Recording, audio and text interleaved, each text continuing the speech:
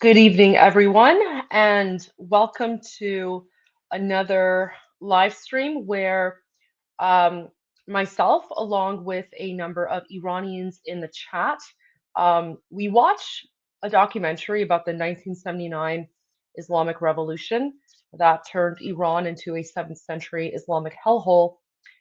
We give our thoughts and criticisms, and then at the end, we will provide a rating. And the reason that we are doing this is because many of you have taken an interest in Iran and what's happening right now, and of course you want to know how it got to where it is today, and I'm really grateful for that. And a lot of you have asked me um, to recommend documentaries. I personally don't watch documentaries in English. Most Iranians, we don't watch documentaries in English because the documentaries are filled with a lot of propaganda, false information, and they usually promote the Islamist jihadi narrative. And so this is the third one that I'm doing.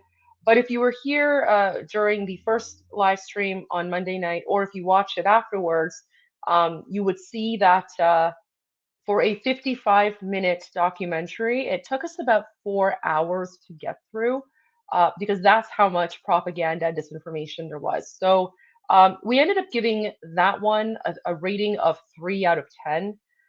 The one from last night was pure, utter AI nonsense. That one was a 0 out of 10. So we have one tonight. Before I continue, I just want to say something in Farsi, if you don't mind, in Persian. So خواستم یه درودی به همه شما بفرستم. دوستان اگر که دارین از اکس نگاه میکنین و میخواین توی کانورسیشن شرکت بکنین، لطفاً به ما روی کانال یوتیوب هم بپیوندین، چون که اونجا غیر ایرانی ها میتونن کامنت هاتون و نظراتتون رو هم ببینن و خیلی خوششون میاد. دوست دارم بدونن که واقعیت چیه، چون خب دروغ راجع به شورش 57 خیلی زیاد هست. لینک کانال یوتیوب هم زیر همین پست ایکس، یعنی این لایو استریم رو تو اکس اگه ببندین میتونین اون لینک رو کلیک بکنین و بعد میاین توی یوتیوب، اینجا میبینیمتون. So for our non-Iranian friends, I just basically said anyone who's watching on YouTube, if they want to join, or sorry, anyone who's watching on X, if they want to join the conversation, just come to YouTube. Special shout out to, of course, all of our members here as well, and the mods, hardworking mods. Thank you for joining. And I also wanted to just point out something.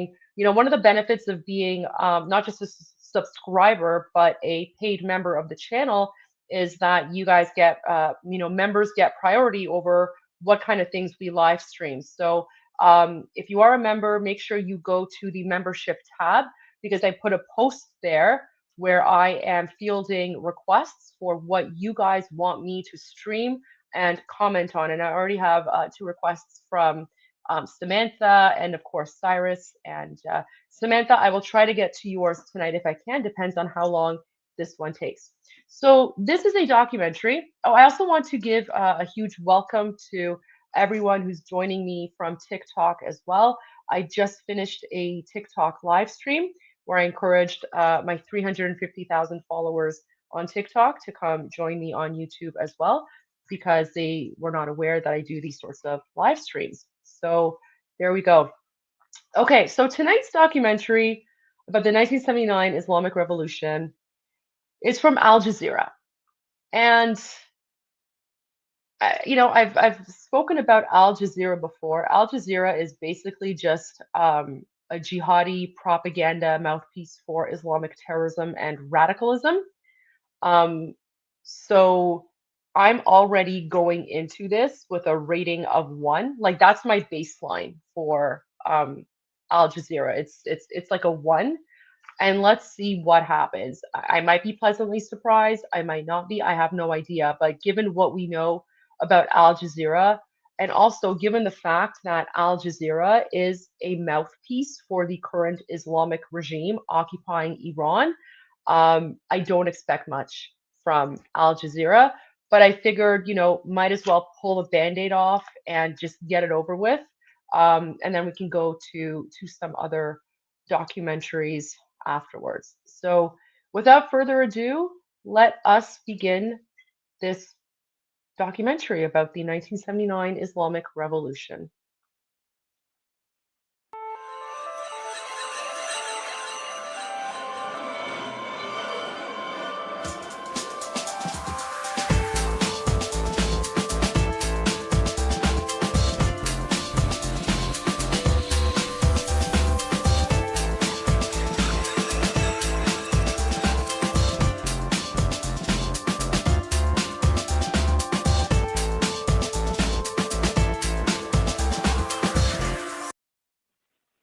So okay, already I don't like the wording here. So they say we interview all of the chief protagonists of the Iranian revolution. So first of all, it wasn't an Iranian revolution, it was an Islamic revolution, right? Like we already established this.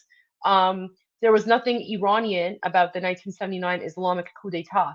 The whole reason that it happened is because Khomeini, the evil, demonic dictator, he wanted to turn the country into a 7th century Islamic hellhole governed by Sharia law. And he did not like the fact that the Shah of Iran at the time was modernizing Iran. He did not like the fact that the Shah of Iran was giving women the right to vote. Um, you know what? I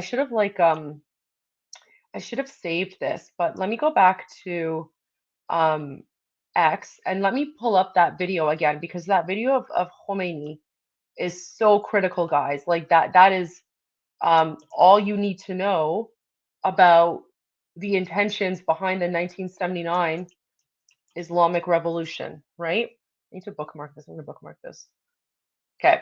So this is what that evil Khomeini man said when he came to Iran after taking over after being successful, okay?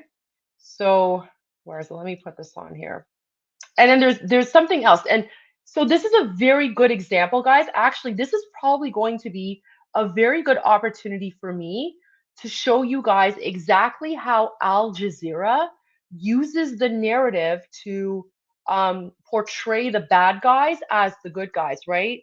I mean, Al Jazeera has successfully convinced young people in Western countries that Hamas are, resistance and freedom fighters and not the savage Islamic terrorists that they are. And they do it very, very sneakily. And already in the captions here, I can see that. But I will get to this in a moment. But let me play this video for you from this evil demonic man. Okay, listen to what he said. Right. So this is the founder of the you know, Islamic regime, Tarish. And so this is what he says, guys. This is what he says when he comes to Iran, okay? اسلام آمده است که این حرفای نامربوط را از بین ببرد. افراد ملی به درد ما نمیخورند، افراد مسلم به درد ما میخورند. اسلام با ملیت مخالف است. معنی ملیت این است که ما ملت را میخوایم، ملیت را میخوایم و اسلام را نمیخوایم. اون مردی که در خارج گفت که اول من ایرانی هستم، ملی هستم، دوم ایرانی هستم، سیوم اسلام، این اسلام نی. تو سیوم هم اسلام نیستی. He sounds like such a dohati. Like he's like literally an uneducated, inbred savage, right? Yes, man, you're absolutely right. I 100% agree with you. I would repeat that, but my mom is actually watching the live stream right now. So hi, Maman. So I'm not going to repeat that. But I 100% agree with you. So this is what I mean. When you have documentaries that call it the 1979 Iranian Revolution, right there, they are missing the actual context, right? There was nothing Iranian about what happened. And even this evil, demonic man, he said that patriotism is the enemy of Islam. We don't want patriots. We don't want Iranians. We want Muslims, right? Because patriotism is the enemy of Islam. So right away, calling it the Iranian Revolution, you already have it wrong. And then from that point, like you're not getting the proper context there. But there is something much more sinister about this Al Jazeera documentary that I've already noticed. And this is, you're 100%, yeah, Yasaman, it was the Islamic Revolution.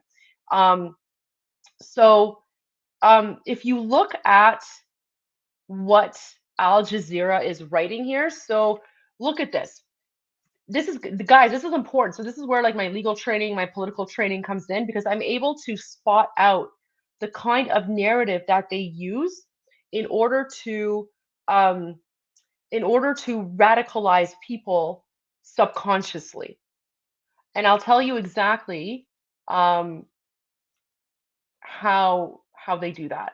So if you look at here, it says we interview all of the chief protagonists of the Iranian Revolution. So first of all, they call it the Iranian Revolution. It's not, it's the Islamic Revolution. Second of all, they literally refer to the Ayatollah and the Islamic jihadi terrorists who take over our country and turn it into an Islamic hellhole. They call them protagonists, right? So already they are framing the Islamic regime, which is the most brutal Islamic dictatorship in the world, okay? Or just not even Islam, it's the most brutal dictatorship in the world. Already Al Jazeera is framing them as the good guys, right? So we already know that this documentary is pure propaganda. But again, this is the propaganda that we Iranians have had to deal with for 47 years, right? You have jihadi um, outlets like Al Jazeera who are, the documentary hasn't even started yet, and they're already saying that the Islamic dictatorship are the good guys, right? They refer to them as the protagonists, not the antagonists, right? So, like right here, I was at a 1. Right now, I'm at like a 0. I'm already at a 0, guys, because any documentary that calls the Islamic dictatorship the good guys is 100% nonsense and garbage. But I hope that this gives you a little bit of insight into how Al Jazeera has infiltrated the Western narrative with their own jihadi propaganda, which favors Islamic terrorism, right? They want people um, who know nothing about the Middle East, who know nothing about Iran, who know nothing about Islamic terrorism. They want non-Iranians to think that the people currently in charge are the good guys. They're not the good guys. They're the bad guys. Like Khomeini, guys, he's worse than Hitler. Like he's literally modern day Hitler right now. So that right there, like red flags. I'm already at a 0. Oh, Unusual AI. Thank you for becoming a member, Unusual. I appreciate that. So Unusual, make sure that after this live stream, you check out the membership message board and make sure you put your suggestions there. And now you actually have access to our lion and sun flag emojis. So there you go. Thank you for the support. I really appreciate that. There you go. Oh, I see them. I see them right away.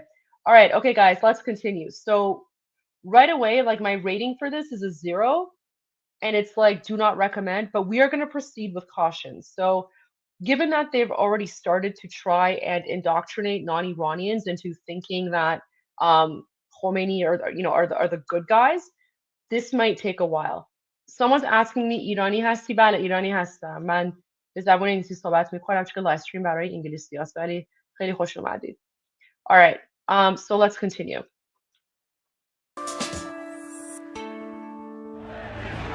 Iran in turmoil. After decades of royal rule, millions of Iranians took to the streets. A popular movement against a regime that was seen as brutal, corrupt, and illegitimate. Wait, who's this guy? Who's this guy? As a student at the time of the revolution, there was Do we know who that was? Okay, I might have to continue a little bit and see who that was. a feeling that we were being humiliated by the Shah and his regime. Domestically, the Shah's regime was a dictatorship. Okay, so already that's a lie. So that guy just admitted that he was one of the university students who was either a communist or an Islamist, and he's complaining about the Shah's dictatorship, right? So this is the propaganda they use. They make all of these bold statements, but they actually have nothing to back it up. Meanwhile, these are the university students that actually turned Iran into a dictatorship. Iran was not a dictatorship prior to that. The Shah was modernizing Iran. But I mean, again, this is just this is why I don't watch these things in English. But all right, let's just continue. Let's plow through this. There was no freedom. Okay, so the fact that they also say there's no freedom, that's another huge lie. The Shah literally gave women the right to vote in 1963, before women in Switzerland and Sweden and Portugal. So how do these like Islamists and communists claim there was no freedom when women in Iran had the right to vote before, women in several other countries? But this is the propaganda that the bad guys have been pushing out there, right? Every accusation against the Shah is actually an admission of their own behavior. Revolutionary forces under the leadership of Grand Ayatollah Khomeini forced the Shah of Iran into exile. His government overthrown and replaced by a new Islamic order. It was the people all over Iran who chose Khomeini, who wanted him. So that's not true. It wasn't the people all over Iran. It was a very small minority. I would say somewhere between 6% to 10%, okay? 6% to 10% of the population, not even that much, because it was shown in previous live streams that there was actually a lot of foreign agents, right? So for example, a lot of like Lebanese people who ended up then eventually becoming Hezbollah were there.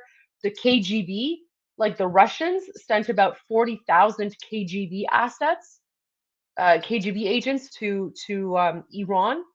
And then you also had Yasser Arafat and the Palestinians. They were also there as well. So the vast majority of the violence was not even done by Iranians. It was done by these foreign agents that were funded by the Soviets.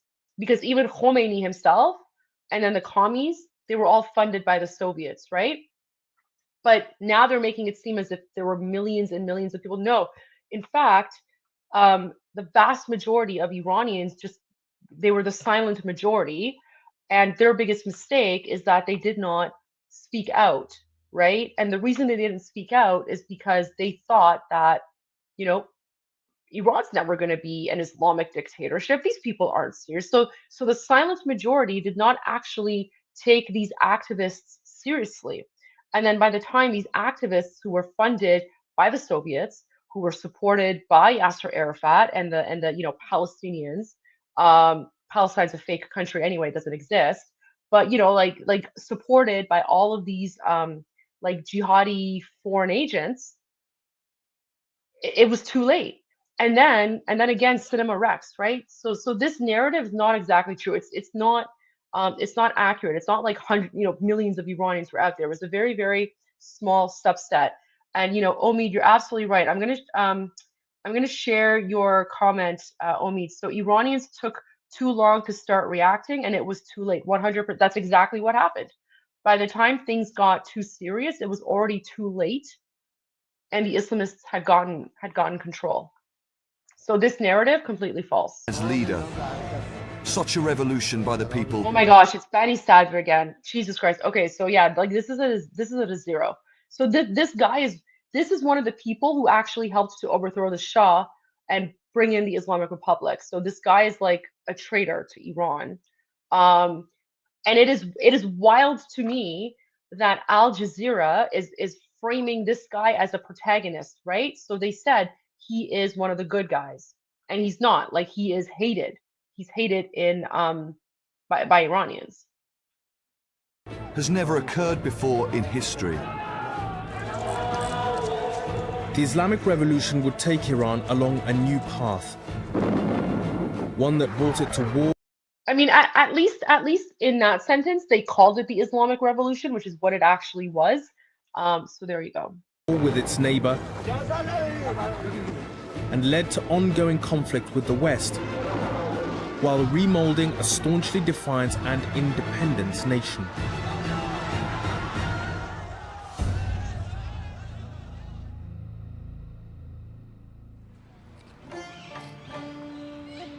Oh my God, guys, that was just the introduction. Jeez.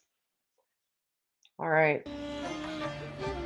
This is in the heart of one of the most populated and congested cities in the world, These pristine grounds I'm walking through, these fountains and palace, take up more than 160,000 square meters of downtown Tehran. Inside the walls of these buildings, evidence of an opulent lifestyle. This palace has been converted into a museum, reminding the new generation why their parents had fought the revolution. Such a stupid reason, right? I mean, look at Buckingham Palace. Look at all of these palaces and castles in Europe, okay? No one's revolting. No one's turning their countries into Islamic hellholes governed by Sharia law. So for them to just like use a palace as an excuse, right? Like this is how Islamists operate. They will try to use anything they can to justify overthrowing the Shah, right? But the reason that they wanted to take over the country is because they were upset that the Shah was modernizing the nation. They were upset that the Shah gave women the right to vote. The Shah was actually a progressive. The jihadis didn't like that. So you're going to see that they're going to use every single, excuse in the book to try and paint him as a terrible person when it's literally, the farthest thing from the truth. And oh no, he had a palace. Of course, like it's not like he built the palace. The palace was there. Where are kings supposed to live? And by the way, do you know how hypocritical they are? They will use this palace as a museum, and yet they themselves have stolen hundreds of billions of dollars worth of Iranian money. And they have their own palaces and villas, not just in occupied Iran, but they have mansions in Canada, they have mansions in the United States, they have mansions in Europe, right? So the entire Islamic Republic, they are the ones who are corrupt because they are literally buying villas and mansions with the stolen money of the Iranian people for their children. They're all living like royalty, okay? They didn't deserve it. They didn't earn it. They have done nothing to help Iran. They have only stolen money from the Iranian people. They live their lives of luxury, but then they think that they can fool us Iranian people by saying, look at this palace. The Shah was corrupt. No, of course. Like, he should have had a palace. He should have had several palaces, right?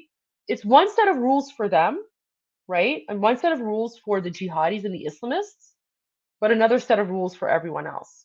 That's how corrupt these jihadis are. For years, this was the home of Iran's royal family.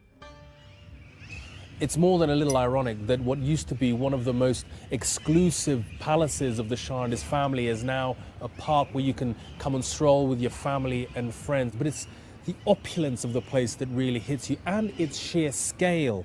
It feels like it's a private country residence, but in the heart of a city. And it's little wonder that the Shah who lived here would have felt so isolated and removed from the lives of ordinary Iranians beyond the walls of this palace. So that's also utter nonsense. The Shah was not isolated and removed. He actually was constantly visiting various parts of the country and being involved. The Shah literally went to rural villages to help build schools. So for him to say that the Shah was isolated, it makes no sense. Like, that's a flat out lie, guys. And there's images and videos that shows this. There's actually footage of the Shah doing all of that in the first documentary that I showed on Monday night. Mohammad Reza Shah Pahlavi, the self-proclaimed King of Kings, ruled Iran from 1941, replacing his father, who was deposed when Britain and the Soviet Union occupied Iran during the Second World War. The new Shah, it was believed, would be more malleable to their needs, allowing for more control of such a strategically placed oil-rich country. But the Shah's... Yeah, you have the self-proclaimed, again, like they're trying to, like they're just trying to attack the Shah, right? The self-proclaimed king. We all call him Shah and Shah Arya, America. That's who he was. But like they're just, this is how Islamists operated. And Al Jazeera is the worst. Al Jazeera is literally the worst. Like everything they put out there is propaganda that's meant to support the Islamic Republic. Closeness to foreign powers always made Iranians question his legitimacy. And this was the Achilles heel of the monarchy, was that the monarchy was really brought to power by first the British and therefore beholden. Okay, I don't know who's speaking, but that's an utter lie. He's saying that the monarchy was brought to power by the British. The monarchy has been in Iran since 2,500 years ago. The monarchy in Iran started with Cyrus the Great. So again, you're literally hearing the Islamist propaganda, right? So all of those like brain dead people in the chat right now who are saying the Shah was a puppet, the Shah was a puppet, right? It's based off of this, right? This is 100% Islamist propaganda meant to demonize the Shah and meant to spread misinformation and disinformation. And then idiots who don't know anything about Iran will just believe this at face value, and then they'll just repeat it, right? But this sort of narrative, you would never ever hear this sort of biased narrative in a Farsi language documentary. Like you would never hear this in a Persian language documentary, because we know, as Iranians, we know that this narrative is nonsense, right? This is one of the reasons why we Iranians don't watch documentaries about the Islamic Revolution in English, because most of it is propaganda, Islamist, Marxist, jihadi propaganda. Yeah, so already, like for me, this one is a 0 out of 10. I can't see this getting any better. I can't see anything saving this documentary, but we'll plow through, because at the very least, I can at least point out to you the inconsistencies and also how these people lie. And this is why a lot of people, well-meaning, well-intentioned people, are misinformed about what actually happened in 1979 and what led up to that in 1979, right? Like they're basically admitting, or like they're basically claiming, they're making the claim with no basis that the Shah was a puppet of the West, which is not at all the case whatsoever. To imperial power, and the only way nationalists... Wait, who's this guy? Okay. Let's find out who this guy is. Ervand Abrahamian. He's the one who said the Shah was a puppet. So this guy is either Tudei or he's an Islamist. Let's find out which one he is. Let's see which one this guy is.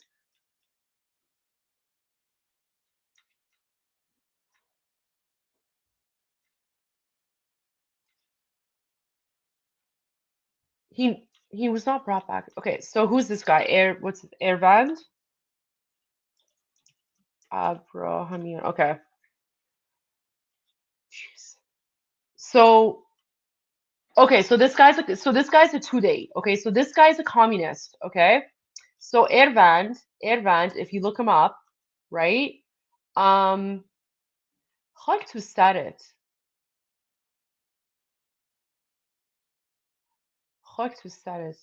Yeah, so this guy's literally a communist. So he supports the Tudeh party.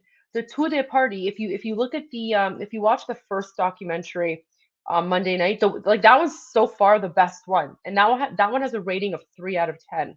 So that one, they actually said correctly that the Tudeh party was funded by the Soviets, right? By Soviet Russia. So this guy is a communist, okay?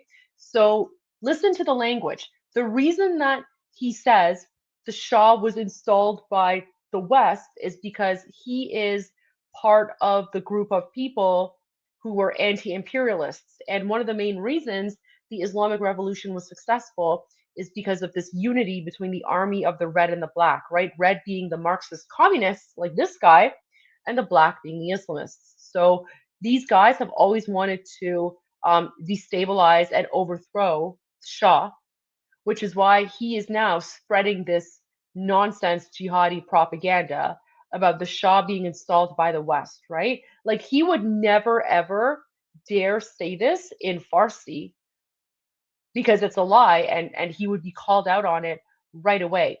But he's gotten away with it in English because non-Iranians will just assume, oh, he's Iranian, so he must be saying the truth, right?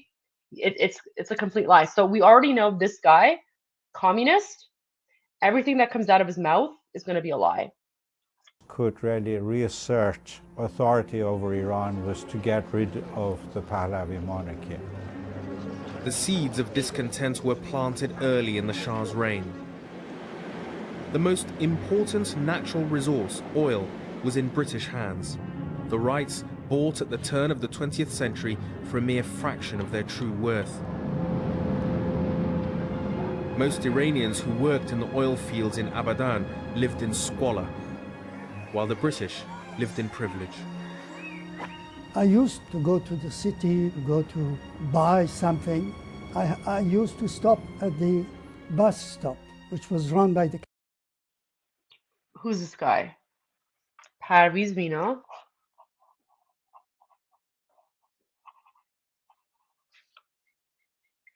Like, who are these random people that, like, they literally found, like, the worst people. They literally found all the communists and Islamists to just, like, trash the Shah, right? Like, all we're hearing from are the communists. And by the way, communism is an evil, dangerous ideology. And communism was basically, like, the Communist Party in Iran at the time was funded by the Soviets because they wanted to overthrow the Shah and turn Iran into a proxy of the Soviets at the time.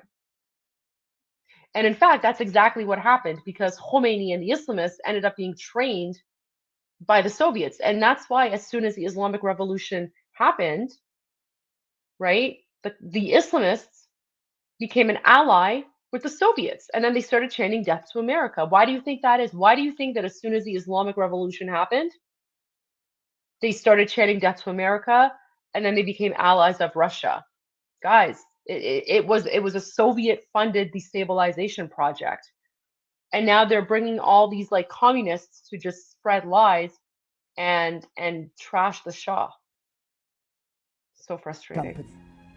In the heat of the summer, 50 degrees, I used to stand in that bus stop for nearly half an hour. A number of buses would come, but because they had the red tape, it meant that only the British staff, I could not use that bus. I had to wait for the buses which were allowed to take Iranians. There was a famous club in Abadan which the British staff used, and there was a... So this guy's complaining. So there were British people there who had their own separate transportation services, and now all of a sudden he's upset. That literally makes no sense to me. He's talking about a British company that had private buses for British citizens, but he's upset that he couldn't access that private company paid for. Like, he's upset that he didn't have access to buses that were paid for by a company for their employees. So does that mean I should be upset that a company transports their employees and I don't have access to that because I'm not part of the company? Like, this is utter nonsense. This is utter nonsense. And gosh, this is so frustrating.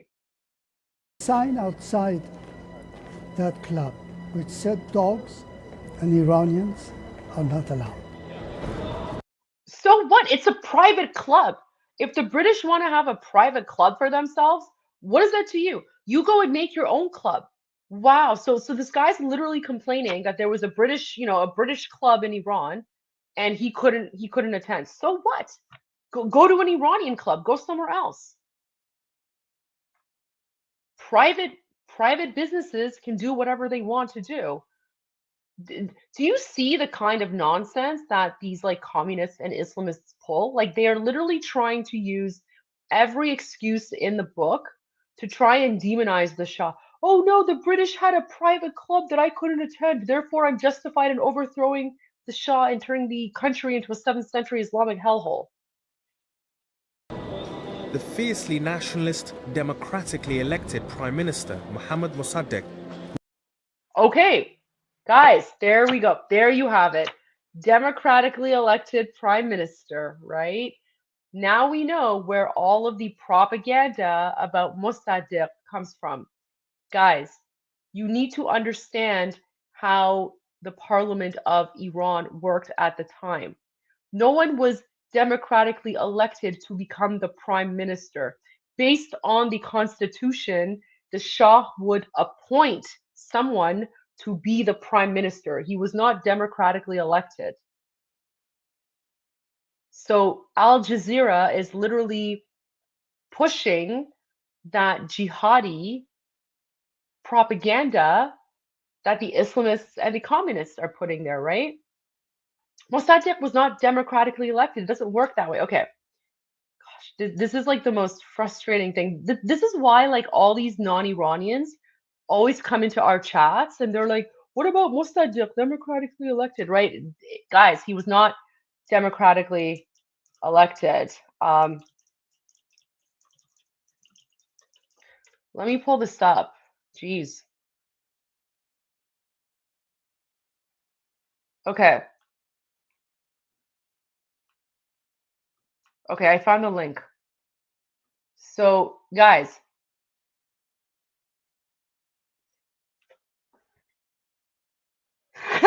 oh my God, guys, someone literally paid me $7 to say something. باورم نمیشه یه نفر $7 بهم داد. عزیزم اگه میخوای اون مسیج رو روی پیامم بذارم بعد بیشتر پول بدی. یه کمی بیشتر بده اون وقت شاید بذارم. You're so stupid. Oh my gosh, that's hilarious. Okay, I'm not going to broadcast that message. Sorry, buddy. But I mean, waste your money. Go ahead and waste your money. I love it. Bring more. ارزشی. Oh my gosh, that's so funny, guys. That's so funny. یه ارزشی بهم پول داده که مسیجش رو broadcast بکنم. خیلی جالبه. Okay, anyways, here we go. So this is what I wanted to show you guys, okay? This is about Mossadegh.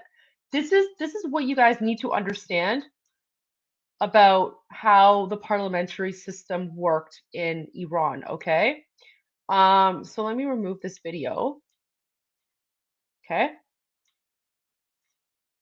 So on April 28, 1951, the Shah confirmed Mossadegh as Prime Minister of the Majlis.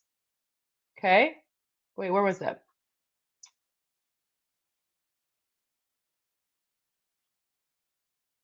Here we go. No, this wasn't it. Where was it? Okay. Here we go. So this is what you guys need to understand about Mossadegh. Here you go. This is what I wanted. So, while often called democratically elected, Mossadegh's rise to power was more complex and his actions in office were widely debated as autocratic, okay? So guys, Mossadegh, first of all, was not democratically elected.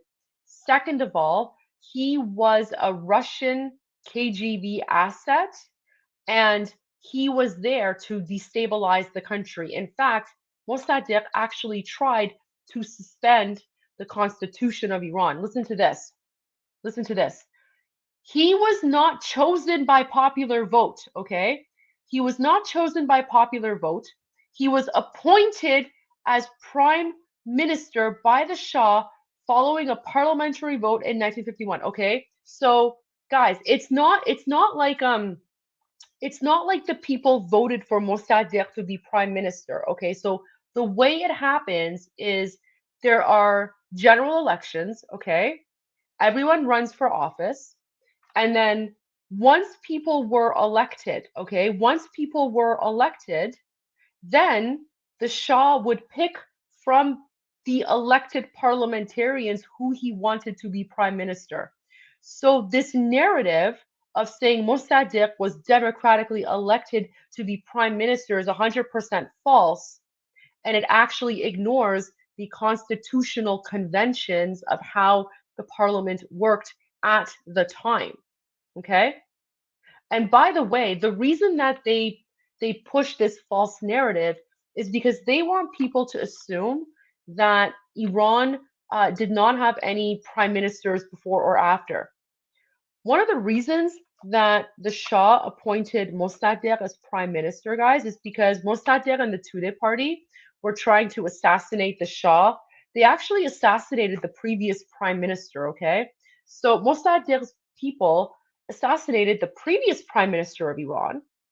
And the Shah was like, you know what? There's a lot of tension happening. Let me try to appease, let me try to negotiate. Let me try to work with these people. So he appointed Mossadegh. And then as soon as Mossadegh became prime minister, listen to this. As soon as he got into office, okay? So first of all, the prime minister in Iran's constitutional monarchy was ultimately appointed by the Shah, okay? After that, this is where there's information that they never talk about. So once he was in office, Mossadegh ruled by a decree under emergency powers for an extended period. So as soon as he becomes prime minister in 1951, Mossadegh, for no reason whatsoever, declares an emergency. Okay, he declares an emergency, and then he held a referendum to dissolve parliament and centralize power, a move his opponents viewed as undemocratic and a push towards dictatorship. Do you guys see that? Do you see that? So it was Mossadegh, who was not democratically elected. He was appointed by the Shah. And as soon as he became prime minister, he decided that he was going to suspend the constitution, and then he was going to centralize power and basically take over. Okay? So Mossadegh is the one who was unelected. Cyrus, 100%. Guys, I'm putting this up there. So Cyrus says very similar to what Hitler did in 1933. 100%. So what Mossadegh tried to do in 1953, very similar to what Hitler did. Now, Hitler was successful. Mossadegh was not. And the reason Mossadegh was not successful in suspending the constitution and becoming a dictator is because the Shah, right, the Shah of the country, stepped in and said, okay, buddy, you're gone, right? This is one of the reasons why many of us Iranians, we want to go back to that sort of constitutional monarchy, because having a monarch, right, having a Shah is one of the ways to prevent jihadis and Islamists and communists like Mossadegh from trying to pull this off, right? This is one of those very important nuances that you do not hear about in English language documentaries. And the fact that this Al Jazeera documentary already started by saying Mossadegh was democratically elected. This is why we Iranians deal with all of these like people who say, what about the CIA coup? They say the Shah was installed. No, the Shah was not installed in 1953. Go look at the history. The Shah came into power in 1941. So if he was in power in 1941, how does that square with what you're saying about what happened in 1953? What happened in 1953 is Mossadegh tried to suspend the constitution and turn Iran into a Soviet proxy, right? That's when the Tudeh party came in. That's when, and the Tudeh party was funded by Moscow. And the Shah put a stop to it. And yet, unfortunately, the communists and the Islamists have, ever since then, been pushing this false narrative, false propaganda that Mossadegh was democratically elected, and it's simply not the case, right? And I know all of this. The only reason I'm just pulling it up here is for, anyone who's not familiar with this, like go look it up yourself. Go look it up yourself. I actually, one thing that I'm doing in my main live streams is I'm actually doing a whole live stream on this issue about Mossadegh, because it is probably the single most misunderstood historical fact about Iran that people always cite, right? Like every single time I bring up the Islamic Revolution, without fail, there's at least 10 or 20, people who have no understanding of Iran, but they'll just put in the comments, well, this wouldn't have happened if the Shah wasn't installed in, democratically elected Mossadegh. Would know, like, just like the stupid nonsense buzzwords, right? Just the Russian propaganda buzzwords. So I'm actually doing a detailed live stream about this very issue because, again, Mossadegh was not democratically elected. He was appointed as prime minister by the Shah based on parliamentary convention. And then when Mossadegh tried to dissolve parliament, the guy literally tried to dissolve parliament and declare himself a dictator. The Shah put a stop to it, as he rightfully should, right? Because the guy wanted to turn Iran into a Soviet asset, and the Shah put a stop to it. And the Islamists and communists never got over that, which is why you hear this constant propaganda. And the other thing I want to mention is all these people who talk about Mossadegh, they never talk about Hoveyda, right? All these people who claim that they're experts on the history of Iran, how come they never talk about Hoveyda? And if you don't know who Hoveyda is, then that should let you know that maybe you do not know as much about the history of Iran as you think you do. So there you go. Okay, the major says the thing they all forget, Orwell's 1984 was written as a warning, not a training. 100%, 100%. You're absolutely right, Major, with that. Totally agree. All right. So let's now go back to this jihadi communist propaganda documentary. We already know that they're going to lie. So everything they're about to say about Mossadegh, democratically elected, whatever, I've already established it's nonsense. But at least now you can understand a little bit why you have all these non-Iranians who keep on talking about Mossadegh, right? It's because they don't know any better. It's because the communists and the Islamists have been feeding this false propaganda about Mossadegh for the last 47 years. And let me tell you something. Mossadegh is like one of the most hated figures in Iranian history. Like, we don't like him. If someone, like, if we were having a conversation in Persian about the history of Iranian politics, if someone in if an Iranian in Persian ever said, like, oh, Mossadegh was democratically elected in the Shah, he would be laughed out of the room. Like, people would just swear at him and be like, are you an idiot? Right? So stuff like this is common knowledge for us, but unfortunately for non-Iranians, you get the jihadi propaganda. No respectable person in politics would ever dream to say this nonsense in Persian, because everyone else would put them in their place. But unfortunately, they've managed to do it in English. So, and one of the reasons that I do these live streams is to kind of call this out. So I hope that you're at least appreciating this and learning something. What's the best resource to learn Iranian history? Oh my gosh, honestly, that is a tough one, because there's so much disinformation out there, Marcos. I would say right now the best resource is me, right? Like, I've started this channel, and one of my goals with this channel is to review various documentaries about Iran, provide my criticism, and also, a lot of Iranians join me in the YouTube live stream.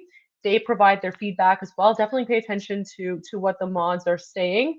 And my goal with doing these live streams is to see if we can actually find something that is reliable, because unfortunately the best resources are all in Persian, and they don't usually have subtitles. But maybe at some point what I'll do is I will actually take some of those and translate them. But another thing I'm working on is compiling a list of books about the Islamic Revolution and about Iranian history, and I'll probably make a video or something and share the books that I recommend for non-Iranians to read, so that you can get like a better perspective on all that. But yeah, right now your best resource is the Iranians in the chat. Just have that conversation and ask them questions. But thank you for being here, and thank you for your interest. All right, let's continue, guys. Made it his. Yeah, like we're 5 minutes in. Okay, my gosh, see guys. So this is how frustrated. For those of you who have not been on these live streams before, where I talk about the revolution, guys, we're literally 6 minutes into like a 35-minute documentary. It's 1 hour, and we're only 6 minutes in. That's how much disinformation Al Jazeera is giving about the Islamic Revolution. His mission to nationalize Iran's oil threatened British control of the industry. خط السند مصدق. We hate Cold War مصدق. heating up, his Like someone mentions مصدق and we like throw up. Like we hate مصدق. And like we never bring up his name in Farsi because like we just don't, right? It's like مصدق is like Khomeini. But for some reason, non-Iranians are like مصدق, مصدق, and we just have to deal with that nonsense all the time. The man was evil. socialist leanings were also seen as a menace by the US, who feared Iran might gravitate towards the Soviet bloc. Okay, so it's not that Mossadegh had socialist leanings. He was literally paid by the KGB. He was funded and trained and paid by the KGB. He was part of the Tudeh party. The Tudeh party was funded by Moscow. He's 100% like Voldemort, yo, 100%. He's Nosferatu, yeah. We always compare Mossadegh to Nosferatu. British and Americans agreed Mossadegh had to be removed. There are many people who saw Mossadegh as a hero. Wait, who's this guy? Okay, so this guy's not even Iranian. Okay. I love how they always have non-Iranian people talking about this. And first of all, it's not like the British and Americans agreed he had to be removed, but even if they did, good. You know why? I am glad that the British and the Americans recognized the communist threat that Mossadegh was and got rid of him, right? Because communism is a threat. And you know something? Communism destabilizes countries everywhere they go. So I'm glad because look at those countries that are ruled by communism right now. Look at North Korea. Look at Vietnam. Right? So this documentary is making it seem as if the United States and the UK did a bad thing. No.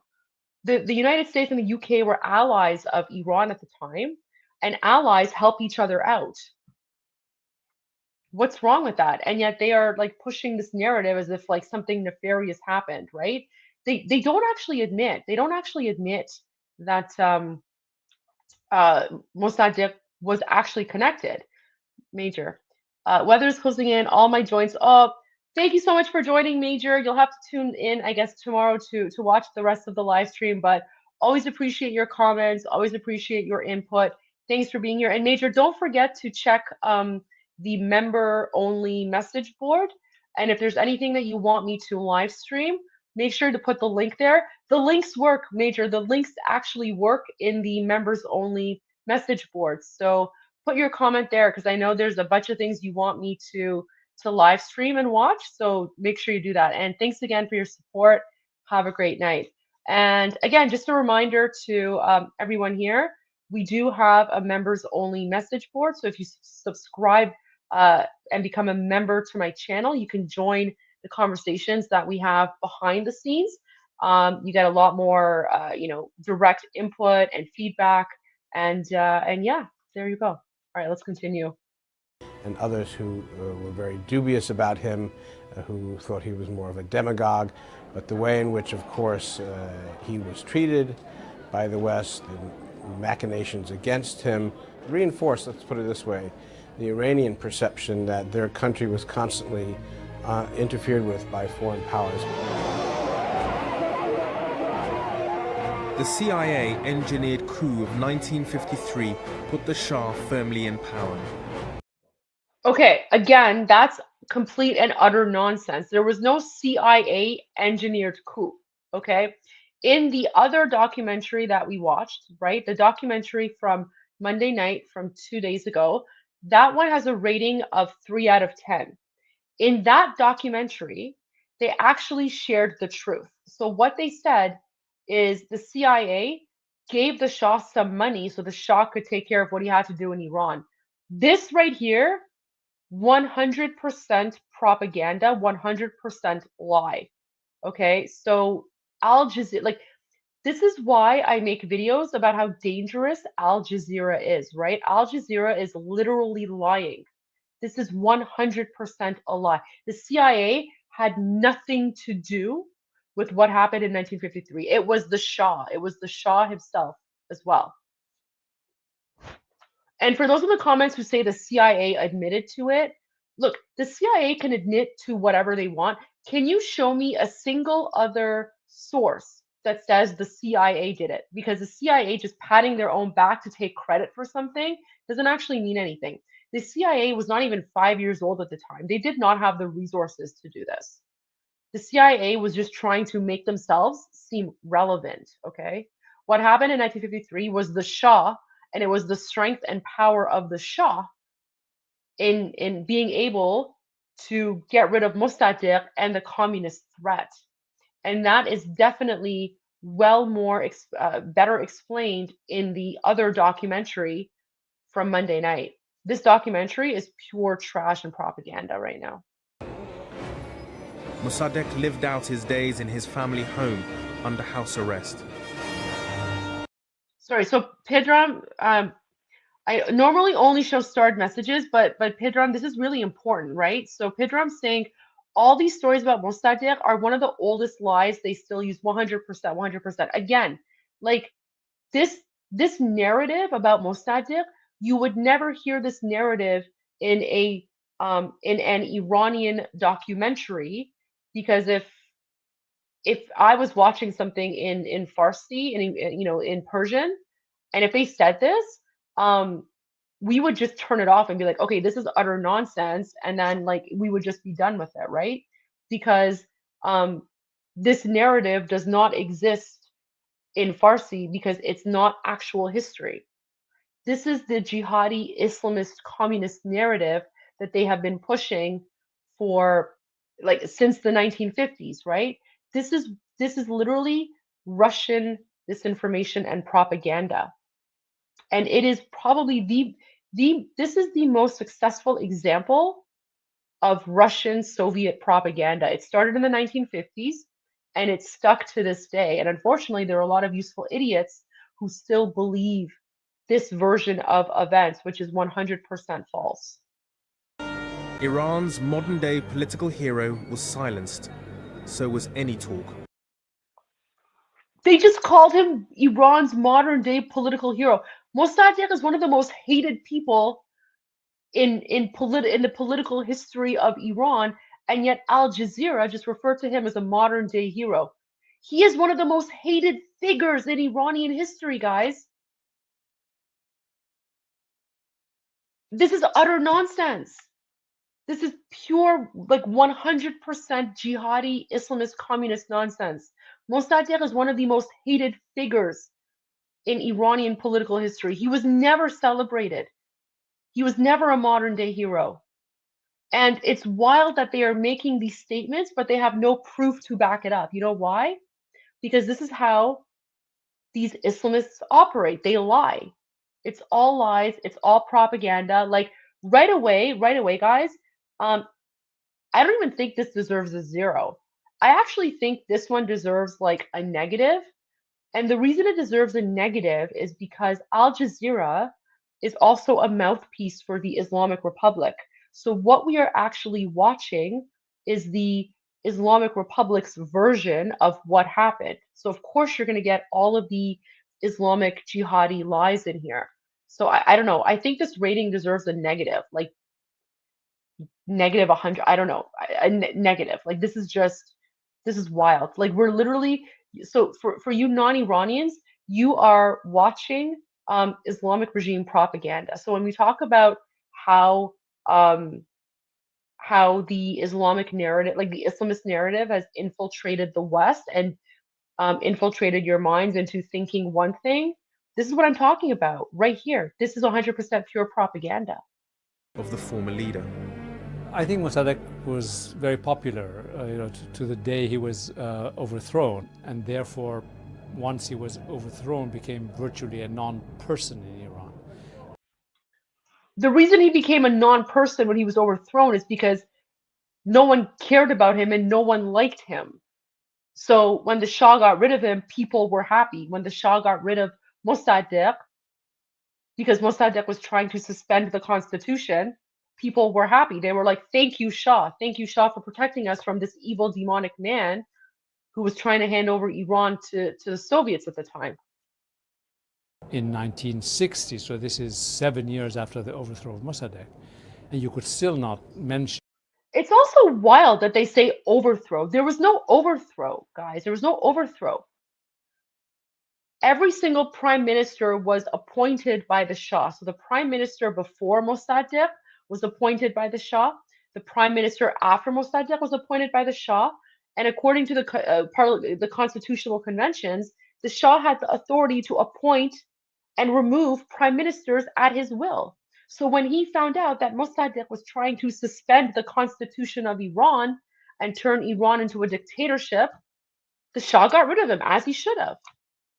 But the wording that they're using, right? The wording that they're using is making it seem as if he was overthrown and a new government came in. No, Mossadegh was overthrown. He was tossed into the the trash heap of history, and life moved on.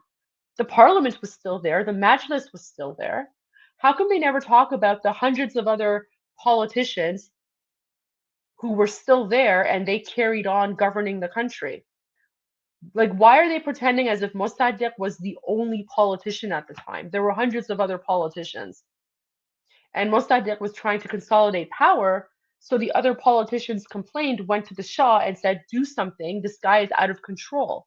And so the Shah got rid of him. That's exactly what happened. But so the language they're using, right? Like, this is how they convince like all these young people that Hamas are freedom fighters, right? Like, this is how they manipulate the narrative and the language to make the bad guys appear as if they're good guys. This is not a good guy, people. This is one of the bad guys in Iranian history. Like, he is hated. We hate him.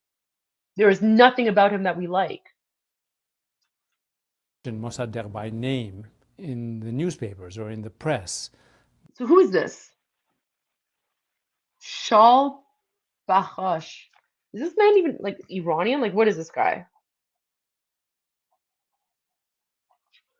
It's wild how they have like all these like old random men who are like giving their opinions, but it's wild. Because the government, the Shah too, wanted him forgotten.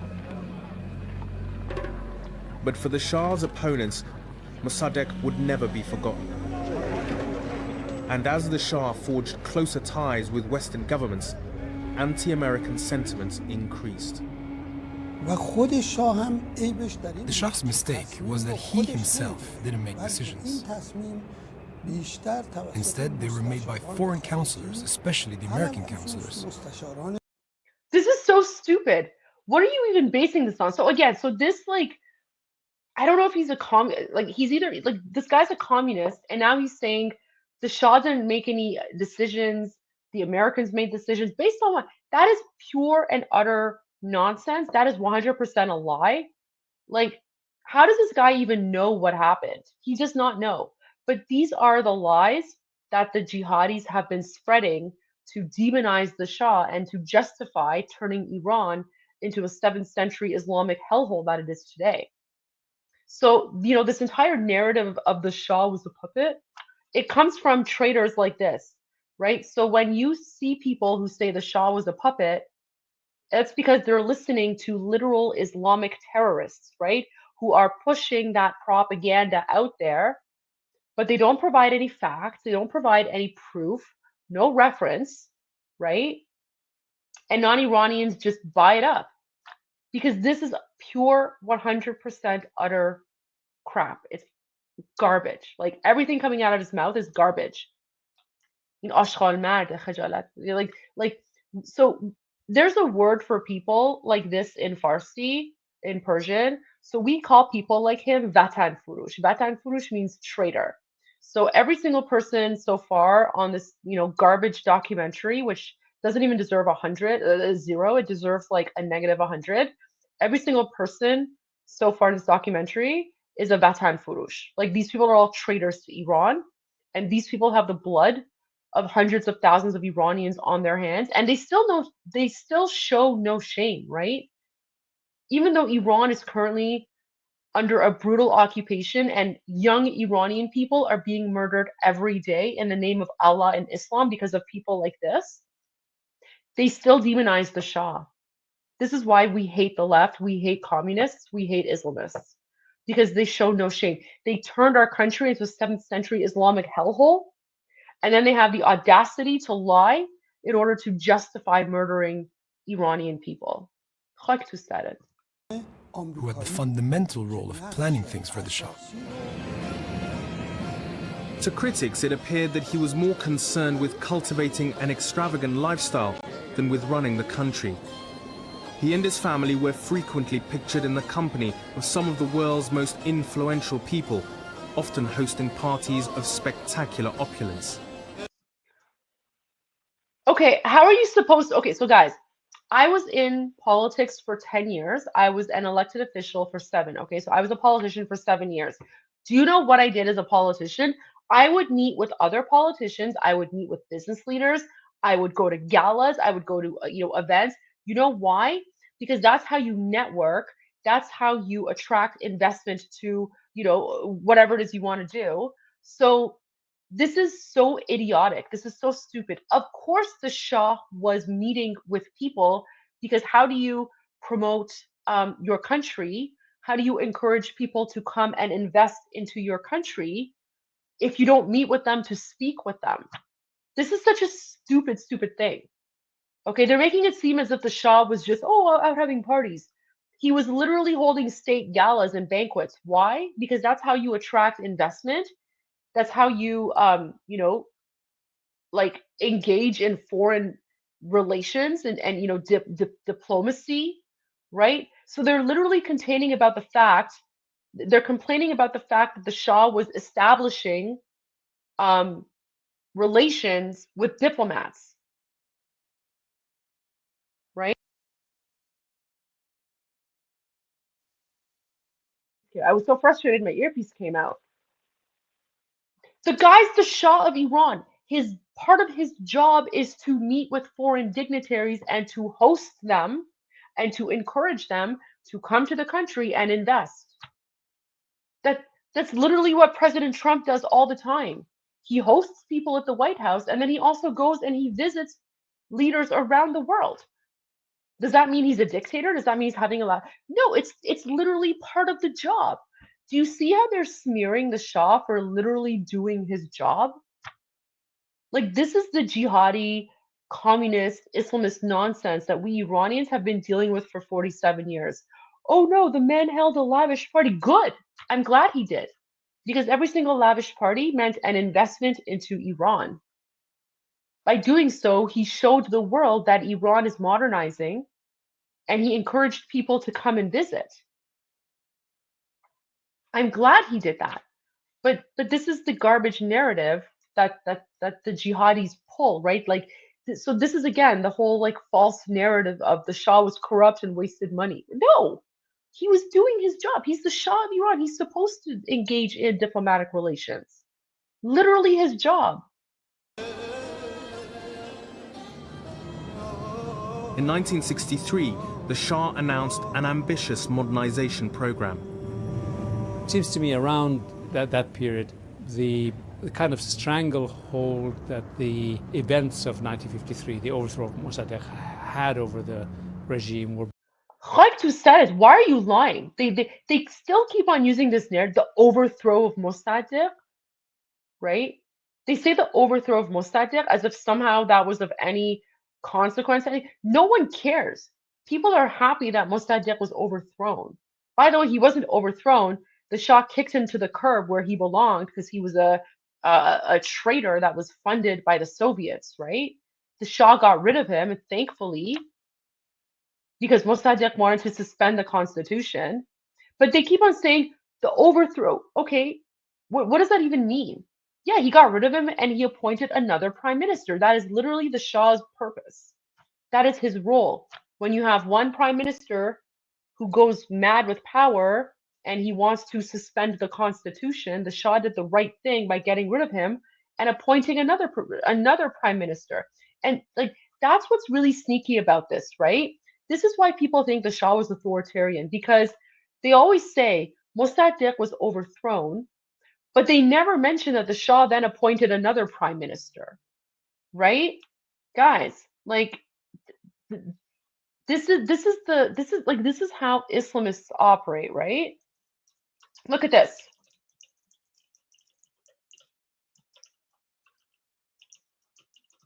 That's what I want to show you guys, okay?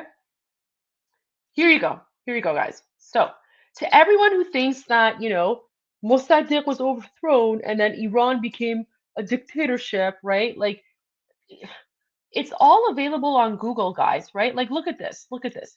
I literally just I just put into Google who was the prime minister after Mossadegh, okay? Like, Google is your best friends, guys. So, Fazlullah Zahedi became prime minister after Mohammad Mossadegh was overthrown in the 1950s. They still call it the coup d'etat. It's nonsense, but whatever. The coup reinstated the. Oh, see again. This is like nonsense too. Right here, this is like again Islamist nonsense, right? Chino, you're 100% right. Mossadegh was part of the Qajar dynasty. I'm actually going to speak about that. I'm going to speak about that in my full live stream about Mossadegh. But I mean, for now, guys, like, okay, so even this here is wrong. But the one thing I want to point out to you is that Fazlullah Zadehi became prime minister after Mossadegh was overthrown. Okay, so it's not like Iran was a dictatorship. Basically, Mossadegh was trying to suspend the constitution. So the Shah was like, you're not a good person. You are funded by the Soviets. I'm going to get rid of you and I'm going to appoint another prime minister. And that's exactly what he did.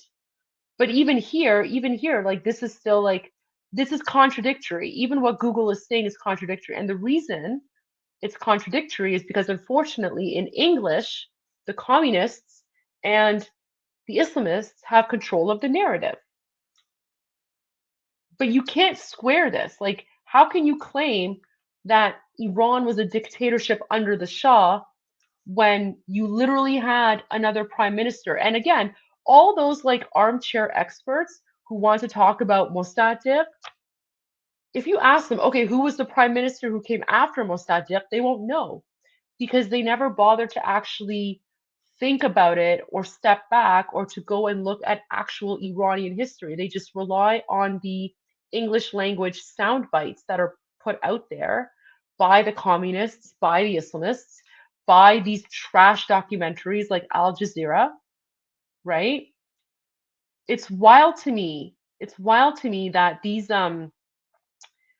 so-called academics can get away with spouting these lies, and they've been doing it for 50 years unchecked.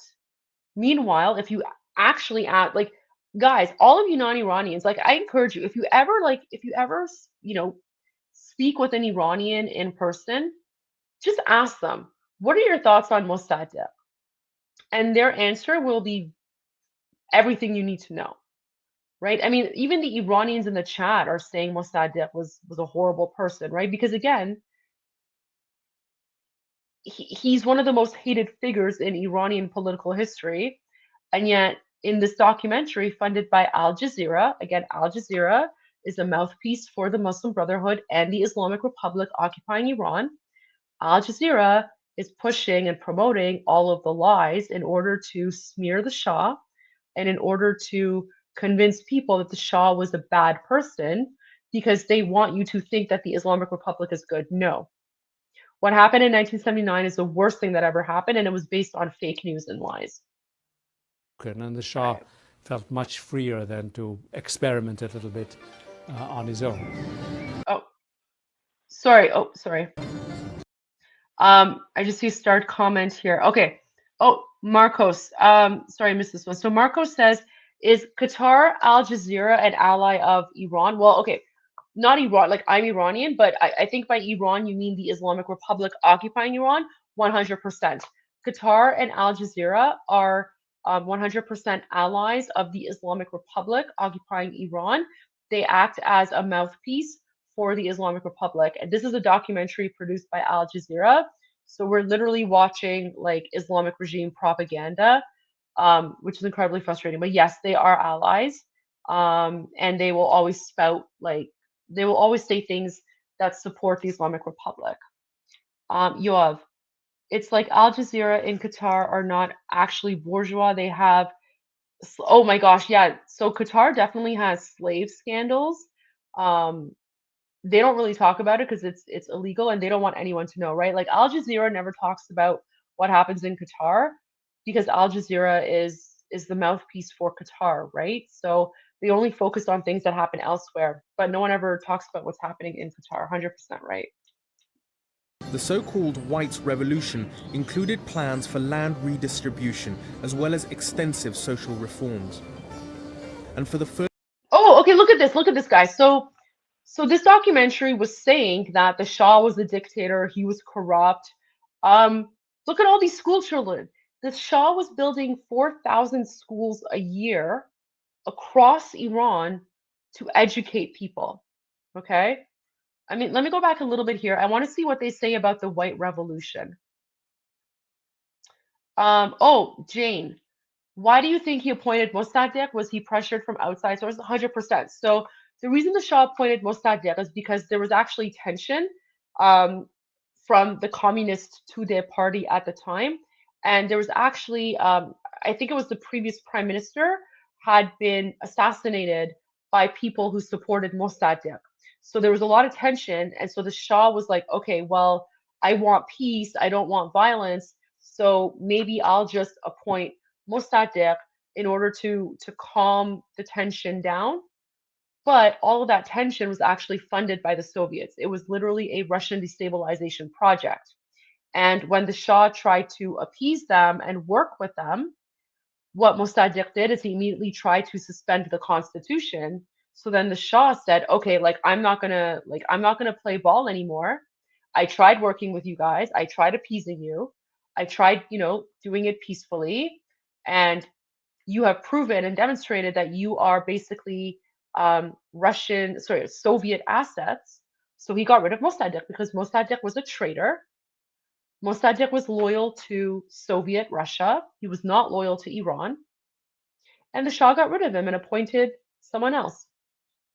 And this documentary didn't actually reference the assassination attempt against the Shah by Mossadegh and his supporters. So this documentary is 100% trash. But I will speak more about that. I will have a whole episode on Mossadegh, the communist traitor. But thank you for the question. Appreciate that. First time women would be allowed to vote. The Shah, okay. lifelong... Here we go. So I want to go back a little bit because this is the part that always blows my mind.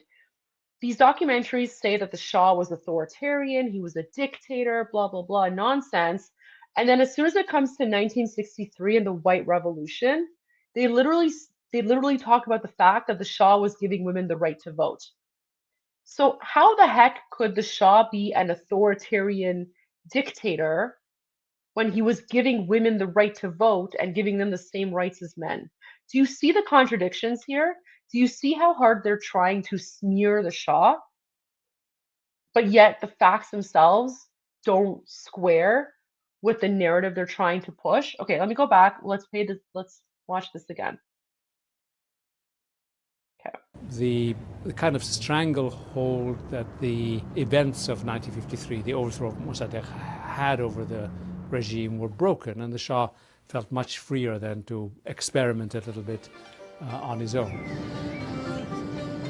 The so-called White Revolution included plans for land redistribution as well as extensive social reforms. And for the first time, women would be allowed to vote. The Shah, a lifelong fan of Western culture, appeared to be imposing Western ideals upon Iran. Oh no! Do you see that? So they even managed to make the fact that the Shah gave women the right to vote, they even managed to somehow criticize him for that. So apparently, giving women the right to vote is imposing Western ideals. Do you see how they operate? Do you see how these jihadis lie and they smear?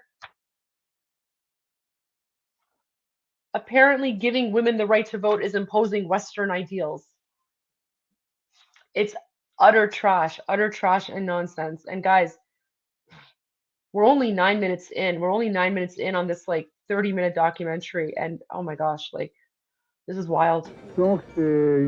Ours is a policy of participation embracing all men and women, which sometimes go further than those of even, for instance, the Scandinavian countries.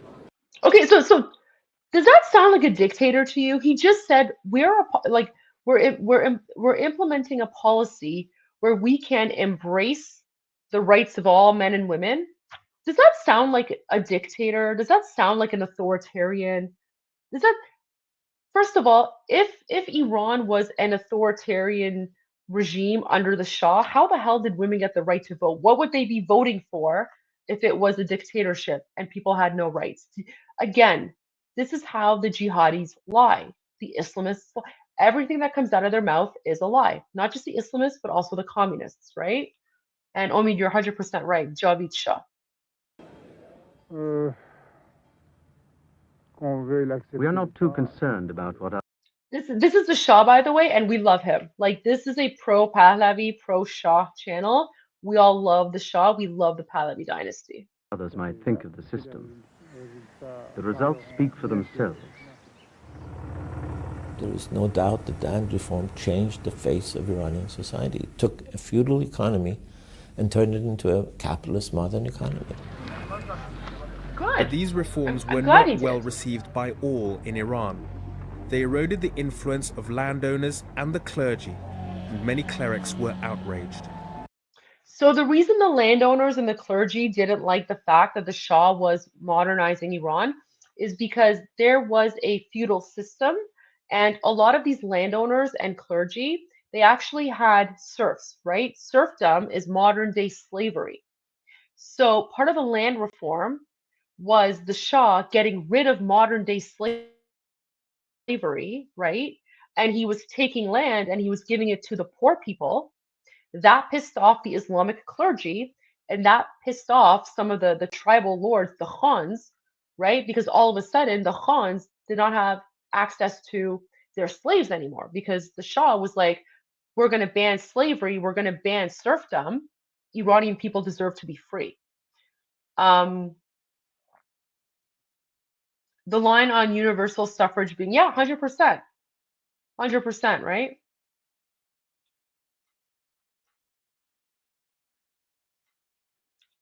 All right, let's continue. Land was oh my god, is this, wait, is that a mullah? Oh my god, این روحانیه؟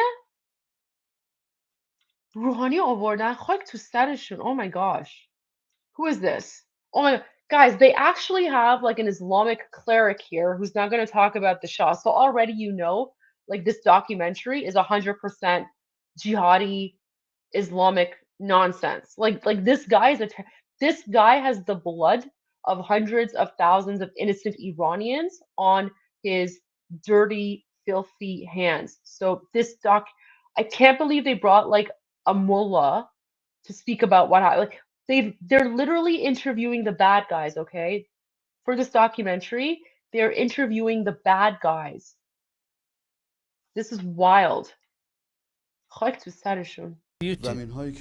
They sold the uncultivated lands to deprived farmers. It wasn't given away. They had to pay in installments for 15 years. The peasants were... That's nonsense. The Shah gave the land away for free. That's what the other documentaries say. The fact that this... Listen, guys, everything that comes out of these mullahs' mouths is a lie. Like, they breathe, they're lying. So everything here is completely false. The Shah gave away the land. In fact, in the other documentary that we watched, the one on Monday night, the one that got a rating of 3 out of 10, that documentary correctly said that the Shah gave away his own personal land, the size of Luxembourg, okay? So he gave away land that he personally owned, which was the size of Luxembourg, for free to 30,000 poor Iranian families so that they could become self-empowered. That's what the other documentary said. Now, this jihadi pedophile mullah, who has the blood of hundreds of thousands of Iranians on his hands, is saying that the complete opposite, right? No facts, no receipts, nothing to back it up, just his taqqiya. Again, these are the sorts of lies that these mullahs used back in the 60s and 70s in order to justify overthrowing the Shah. It was 100% fake, fake news and smear campaign. And you would never see a mullah in a Farsi version documentary about the Islamic Republic because these are the bad guys, right? Like that would be like interviewing like Nazis, right? That would be like interviewing Nazis about the Holocaust. And only Nazis, right? Like imagine you do a documentary about the Holocaust and you don't interview Jewish people, but you only interview Nazis. That's what this is. That's literally what this is. It's all propaganda and fake news, and it's just utter trash. Left with nothing and abandoned their villages and lost their way of life. The Shah did not do anything to benefit the people. One religious scholar was particularly critical, insisting that the White Revolution was aimed at bolstering foreign interests in Iran and further eroding its Shia traditions. So do you see how these jihadis operate? Like it's just lies. It's just lie after lie after lie, and they have nothing to back it up. The jihadis were upset that the Shah gave women the right to vote. They were upset that the Shah was empowering women, and they claimed that that's Western interests, right? Grand Ayatollah Ruhollah Mousavi Khomeini said that the only white thing about this revolution was the influence of the White House. It's often said that in '63 it was the White Revolution, land reform, women's rights that triggered off the Khomeini movement. Those are partly true, but I think more important was in '63 the Shah gave extraterritorial rights to American military officials. And this... So what? That makes absolutely no sense. I haven't heard this narrative in any other documentaries. This is like pure nonsense right now. Iran was an ally of the United States. They worked together. That's how allies operate. The United States has a military base in Qatar right now, in Qatar. Does that mean Qatar is a puppet of the United States? Like, come on, guys. Like think with your brain here, right? But that's how these Islamists operate, right? Then fitted into this nationalist perception that the Shah was not really a patriot. The term Khomeini used that had resonated, that this was a capitulation to Western imperialism. Khomeini's criticism of the reforms and of the Shah was harsh and uncompromising, as was the Shah's response. Do you guys see how evil this man looks? I don't understand how anyone in the West at that time, or even like Iranians, like خاک تو سر نسل 57 که چهره گند این دیو دیدن, and then they thought he would be better than the Shah, right? Like خاک تو سر نسل 57. Look at his evil face. This guy could teach Satan how to be evil. And all they did was lie. Khomeini was arrested and imprisoned, sparking off protests in the holy city of Qom, where Khomeini was based. Okay, they forgot to mention the reason that Khomeini was arrested and imprisoned is because him and his followers attempted an assassination attempt against the Shah. So they tried to assassinate the Shah, and they were unsuccessful. So they were arrested. They were sent to court. They were found guilty, and then they were jailed, which is how these things work. You try to murder someone, you usually go to jail, right?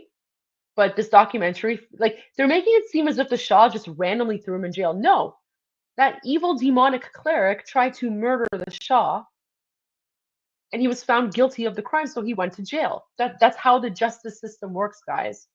But this documentary failed to mention that. These soon spread to cities across Iran, a sure sign of Khomeini's growing popularity.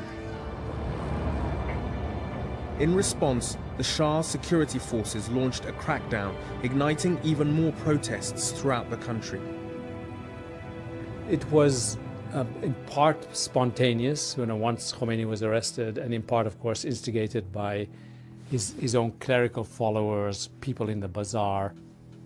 So, okay, at least he admitted that the protests were instigated by the jihadis themselves, right? Because that's how they operate. Like, all of these protests in the West right now, like the pro-Hamas and the communist whatever that are being instigated by the bad people, that's what was happening in Iran in the 1960s and 70s. These people were the ones who were starting the protests and the riots, and they were spreading lies about the Shah, and they were encouraging other people to get involved. And because at the time, people did not have access to internet or information or anything like that, right? And then they trusted these people. They thought that, because these people were clergies, they were supposedly men of God, that they wouldn't be lying to them. Meanwhile, all they do is lie. Like, they breathe, they lie, and they tricked people, and people just went along with it, unfortunately. And the arrest of this, quote, holy man touched on a nerve with many. See, the arrest of the holy man. There's nothing holy about this inbred savage demon. Again, he tried to assassinate the Shah, so the Shah took him to court, right? He was prosecuted and he went to jail. But they're making it seem as if he was arrested. They're making it seem as if the Shah just arrested him for no reason. There has not been a single mention of the assassination attempt against the Shah. It's wild. In the population. Khomeini was exiled, his life spared because of his respected religious status. No, his life was spared because when Khomeini tried to assassinate the Shah, the sentence for that is execution. And then some people went to the Shah, like Khomeini's followers went to the Shah, and they begged the Shah to, begged him for mercy. And the Shah, being the kind-hearted person that he was, said, sure, no problem. We won't, I'll change the sentence. Even though the justice system sentenced Khomeini to death, the Shah showed mercy and said, you know what? I forgive you. Just go into exile, live your life, live your life however you want. Just don't try to murder me anymore. They don't mention that. And I'll tell you something. The only criticism I have of the Shah, the only mistake he ever made, is that he showed too much kindness to these savage Islamists. I kind of wish that he would not have shown mercy. I kind of wish he would have been more ruthless. I kind of wish that he would have just allowed these savage jihadis to have been executed, because then maybe we would not have been in the situation we are today. That's the only criticism I have of the Shah. But this story, the way they are sharing this, like, they are literally leaving out all of the critical information that will give you context, right? So this is where the false narrative comes from, all of these ignorant people who claim the Shah was a dictator and tried to murder people, right? Because they say that the Shah arrested Khomeini and then wanted him exiled, but because he was so powerful, the Shah got scared, right? And then exiled him instead of executing him. That's not at all what happened. Khomeini tried to assassinate the Shah. An independent judiciary prosecuted Khomeini, found him guilty of attempted assassination, sentenced him to death. Khomeini's followers didn't want him to die, so Khomeini's followers went directly to the Shah, pleaded with him and begged with the Shah to save Khomeini's life. The Shah agreed, and sent him to exile. What kind of dictator does that, guys? What kind of dictator forgives the man who tried to assassinate him? That's the kind of person that the Shah was. The Shah was not a vicious, authoritarian dictator. The Shah loved his people, and the Shah wanted the best for the country. Again, his only mistake was showing too much kindness to these savage jihadis.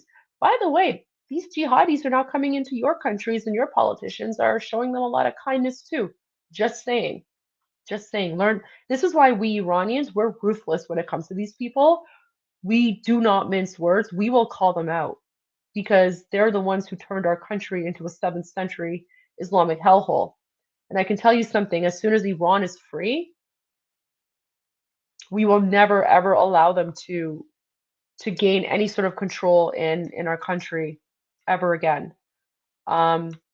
Marcos, thank you so much. I appreciate your support. So yeah, I mean, we're only 12 minutes in on a 30-minute documentary, but I mean, go to bed. Thanks for joining us, and yeah, you'll have to watch the rest tomorrow because it'll be on my YouTube channel. Thank you for this.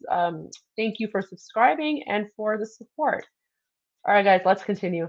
I'll try to like interject less, but again, like just so much, like every sentence coming out of here is a lie. Like this documentary, I'm giving it like a -10 at this point. With the cleric in Iraq, the Shah pressed ahead with his modernization program.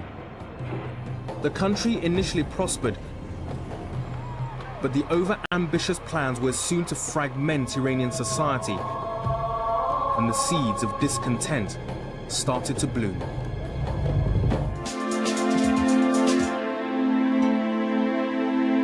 My gosh, like they're literally calling this the best of Al Jazeera. Al Jazeera is pure trash.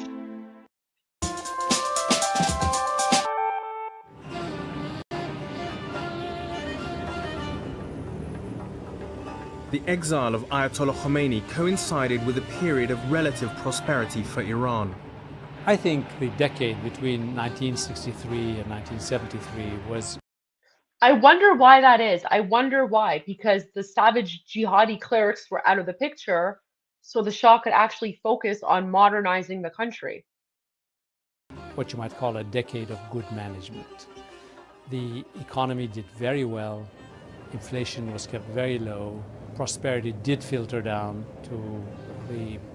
Like, they're literally admitting that when the Islamic cleric, the evil demon man, was exiled, Iran became a better country. They're literally admitting it. New middle class, educational opportunities expanded very rapidly for everyone. True, you know, I mean, obviously, income distribution was not equal or fair, but everybody did better. The Shah attempted to capitalize on this economic success by cementing his position as the nation's undisputed leader. That's so stupid. What do you mean cementing his position as the nation's undisputed leader?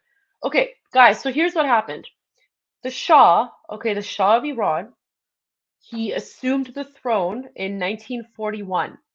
However, because the Shah loved Iran, loved his country, loved his people, he made a promise to the Iranian nation. When he assumed the throne in 1941, he said, I will not have a coronation ceremony until I have made sure that Iran is prosperous first. He said, I am going to put my country first. I am going to first focus on building my country, improving the lives of Iranians.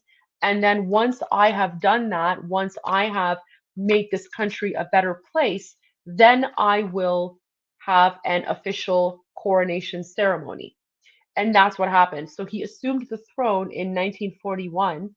This coronation ceremony happened in 1967. Okay? So that's what, 26 years later. Have any of you ever heard of a monarch who waited 26 years to have a coronation ceremony? King Charles did it in what, 1 year? Most monarchs do it in less. The Shah waited 26 years because he wanted to first make sure that he was putting his country first and his people first. The Shah gave women the right to vote in 1963. He had not even coronated himself yet because he was so focused on putting the people first. And yet this garbage documentary fails to mention all of that, right? Fails to mention all of that. Instead, they just make it seem as if he's just having this random party, right? This random party to cement his power. No, it's a coronation ceremony, except he waited 26 years because he put his country first. He put his people, he put the welfare of his country first. He wanted to make sure that Iran was a flourishing, developing, modernizing country. And then he would celebrate with his people. And yet this jihadi garbage documentary just totally ignored all of that context, right?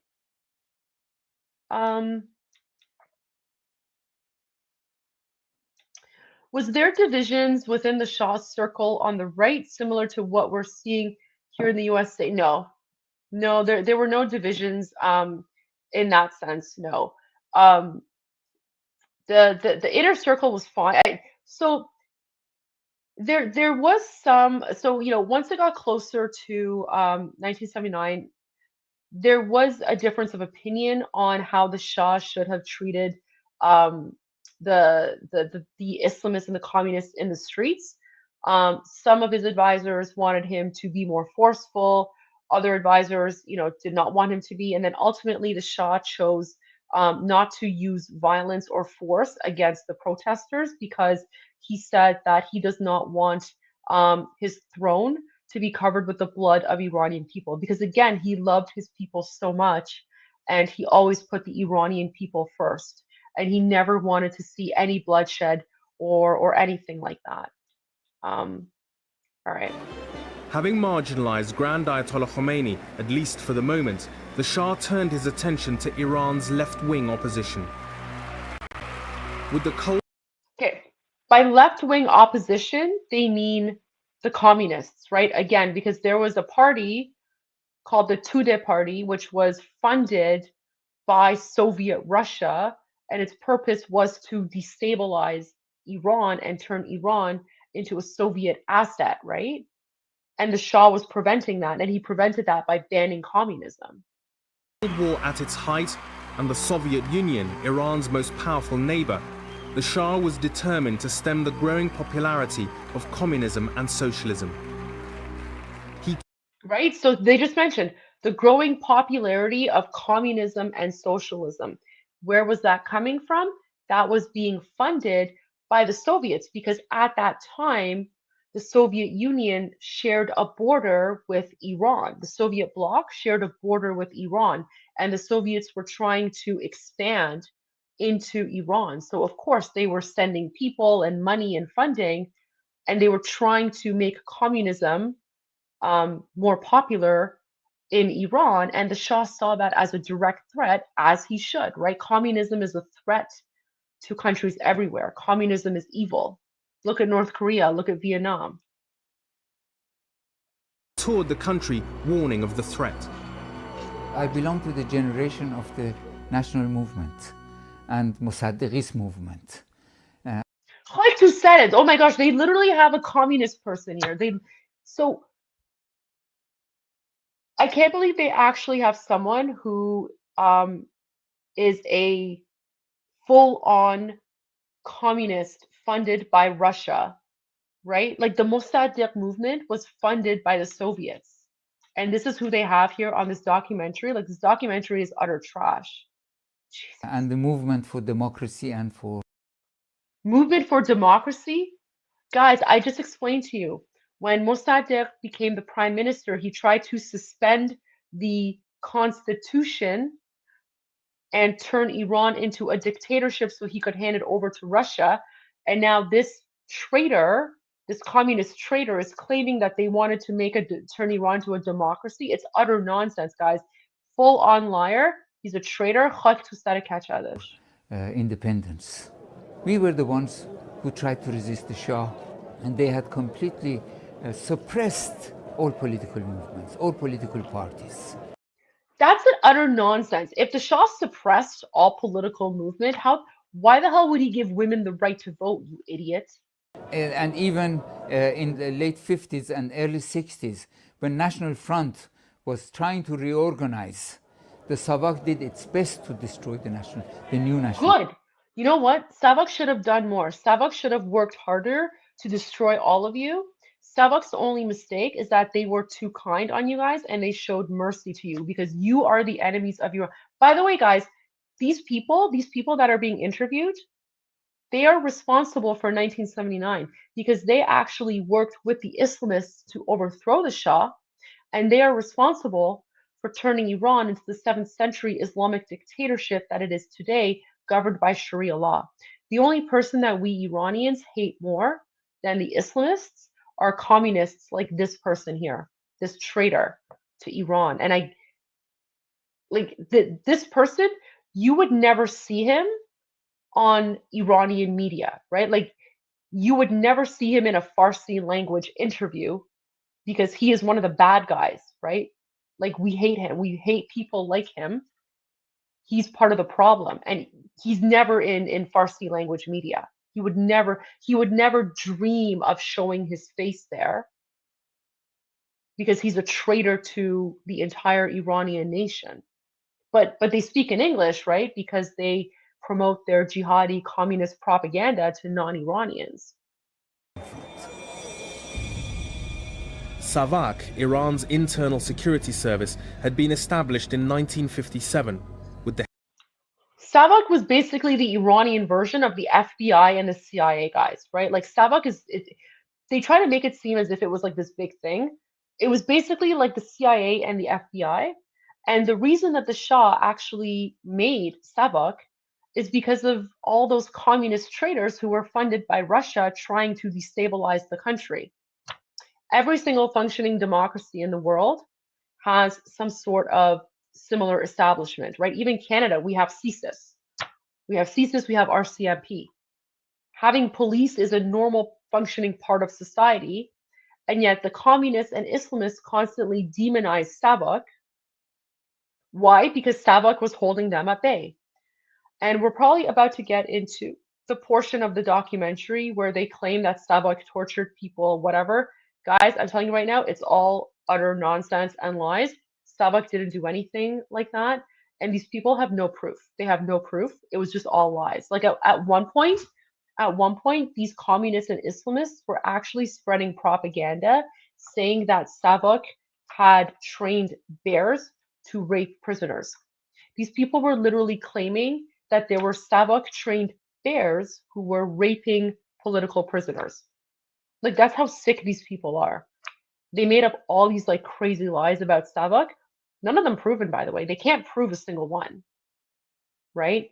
And they can never come up with the name of a single innocent person who was tortured or executed by SAVAK. They can't, right? Like, I'm still waiting for them to come up with the name of a person, innocent person. And the kind of people who were in jail, right, by SAVAK, they were the communists and the Islamists, right? Like all the terrorists. You know who was in SAVAK jail? Khamenei. Who's Khamenei? Khamenei is the current supreme dictator of the Islamic Republic, right? The evil demon man who succeeded Khomeini. He was in jail. And if SAVAK was so ruthless, how the hell did Khamenei survive? Right? Think about that. Like, when you actually look at the facts here, all of their lies just falls apart. But yeah, let's just embrace ourselves for the SAVAK nonsense they're going to push right now. Help of Mossad and the CIA. Its methods of widespread arrests, torture, and executions soon created an atmosphere of fear and intimidation. What SAVAK had successfully done is to create an image of itself as far more powerful than it in fact was. Our working assumption in Iran was that in any group of 4 or 5, one person would be a SAVAK. These turn out to be exaggerations. But was SAVAK brutal? Yes, it was. Did it torture? Yes, it did. No, it didn't. No, it didn't. SAVAK wasn't brutal. If SAVAK was brutal, Khamenei would be dead right now, you idiots. According to human rights groups, during the Shah's reign, So this is a documentary by Al Jazeera. It's complete and utter nonsense. I'm only 15 minutes in, and it's garbage. Like, I'm supposed to give a rating out of 10 after this is done. Right now, my rating is at like a negative 100. Okay, negative 10. Like, I'm literally at a negative 10 out of 10. Like, it's not even a 0. It's like below 0. That's how bad this documentary is. Around 1,000 political opponents were executed, with a further 4,500 imprisoned. So, guys, political opponents were not executed. People who were tried for treason and terrorism were executed, okay? They're making it seem as if the Shah was just killing anyone who was opposed to him. No, there was an independent judiciary. Anyone who was tried of treason and terrorism was executed, right? That's literally what happened. But they're making it seem as if the Shah was arbitrarily murdering people. No, these people were murdering Iranians. They were destabilizing society. They had the blood of innocent Iranians on their hands, and the punishment for that was the death penalty. I was abducted. A car stopped. Yeah, and Shilo, you're 100% right, right? Like these people complaining about the Shah, right? They're the same ones who are right now, currently. So ever since these Islamists and terrorists and communists took over Iran in 1979, they have been doing everything to Iranian people that they falsely accuse the Shah of doing. And in fact, right, they're the ones, the jihadis and the Islamists and the Islamic regime are the ones who are currently shooting teenage girls in the face, throwing them off buildings, or raping them before they murder them and sell their organs. That's what's happening today, guys. That's literally what these people are doing right now in occupied Iran. They murder schoolgirls, but before they murder them, they rape them to make sure that their souls don't go into heaven. And these are the people who are complaining about the Shah. Everything coming out of their mouths is 100% a lie. And pulled me in. They took me, to be brief, blindfolded, which I later on found out. Oh no, so this guy's now making up. Okay, so he's gonna now make up some sort of fake story about how Savak treated him. The 4,500 imprisoned. Let's listen to his jihadi. I was abducted. A car stopped and pulled. Remember, so remember, he already admitted that he was working with Mossadegh. So he's already admitted that he was a Soviet-funded foreign agent who was being funded by the Soviets to destabilize Iran. So treason, right? So he's already admitted that he was a treason and he was funded by Russia. They took me, to be brief, blindfolded, which I later on found out it was Evin prison. I was whipped, then blindfolded again, taken out to the hillsides and thrown over a valley down to the bottom. Oh no. Savak's methods further. So he was whipped and then he was thrown down a valley? That's the most ridiculous thing I've ever heard of. Like, who does that? So they take him to jail, they whip him, and then they throw him down a ravine? Like, that's utter nonsense. And by the way, he already admitted that he was a traitor. Contributed to the opposition to the Shah's regime. Of course he's lying. He's 100% lying. He was increasingly seen as a dictator who had no tolerance for dissent. So the only people who saw the Shah as a dictator was that, jihadi communist bald guy, right? Why was the Shah seen as a dictator? Because he banned communism. Why did he ban communism? Because the Soviets were trying to infiltrate and destabilize Iran, and they were paying people like that fat bald guy to destabilize the country, and the Shah banned it. So now the communists are coming back and complaining, oh, the Shah's a dictator. the Shah is a dictator because he won't let the communists overthrow the country.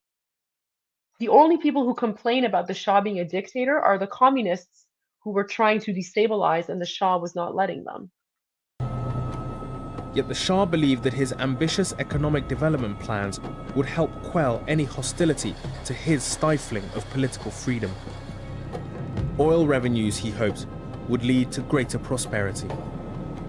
The ultimate goal was to build an Iran which would compare to Japan of that time. Obviously, he was saying between Japan and Europe, we must be the... Does that sound like a dictator to you guys, by the way? Would a dictator want to industrialize the country and turn it into a modern-day Japan? Would a dictator want to give women the right to vote? I mean, look at the actual dictatorships today. North Korea, the Islamic Republic, Cuba. Those are what dictatorships are like. The Shah was not a dictator. He was a progressive. He wanted to modernize the country. Even his enemies themselves are admitting that he wanted to modernize and turn Iran into the next Japan. So how the hell does that make him a dictator? Financial center, the major economy of the world. And no expense was to be spared in pursuit of this dream. In 1 year alone, 1974, the Shah spent $16 billion on a development plan which aimed to modernize the nation's infrastructure while revamping its military. In order to finance his development goals, the Shah took an active role in OPEC and insisted on imposing a rise in oil prices. His position caused a rift with his former supporters in Washington. Yeah, the reason that he wanted a rise in oil prices is because the 1953 deal was incredibly unfair and he had no choice but to sign it. But then in the early 1970s, he had more sway and he actually did an interview about it. He said the cost of living has gone up, inflation has gone up, so of course I'm going to raise the price of oil. But they're making it seem like he just arbitrarily did that for no reason. Again, like this documentary is trash. They're leaving out so much information and context. Told him that in Nixon administration there are people who are turning against him. He thought I'm exaggerating. But the Shah was undeterred. Indeed, as the country's coffers swelled, he grew still bolder. In 1974, he spearheaded a 14% rise in oil prices that crippled Western economies, insisting it was in Iran's national interest. And it appeared that the it was in Iran's national interest because up until that point, the West had been just taking oil, pretty much stealing it. So again, this flies in the narrative, like all these like jihadis and communists and Islamists come into the chat and they're like, the Shah was just a Western puppet. If the Shah was a Western puppet, why did he raise oil prices, right? They never think about these nuances. They never think about these facts. It's just, they just constantly spout the Islamist communist propaganda. But then you present them with a fact like this and they don't know how to respond because they don't actually know the history of what happens. Shah was at the height of his powers. He was now, in 1974, the emperor of oil, the man who'd made it. He was on the scene. Iran was a great power again. And therefore, of course, the nature of the relationship is going to change. People were not going to treat you with the sort of kid gloves, perhaps, that maybe you were used to beforehand. You were no longer emerging, you had emerged. And therefore, if you'd emerged, it was sort of big boys' games, for big boys' rules and big boys' games. And I think the Shah never quite adjusted to this fact. And as a nation, Iran suffered growing pains as it attempted to modernize too quickly. The explosion in oil prices in 1973-74, oddly enough, made Iran wealthier overnight, but the Shah's attempt to inject all that money into the economy. Sorry, so someone asked, why doesn't Al Jazeera bring someone on to give the opposing perspective? That's because Al Jazeera is a propaganda mouthpiece for Islamic terrorism. So they're never gonna they're only gonna promote the jihadi Islamic side. That's why before starting this documentary, I already gave it a rating of 1 out of 10. I'm already at a -10 with Al Jazeera. So this documentary is pure trash. Economy at once had an enormously disruptive impact on the economy. We went almost overnight from a fairly stable economy to very rapid inflation, housing priced out of the reach of most people, a flooding of migrants from rural areas into the large cities, and therefore the creation of shanty towns and a worker underclass.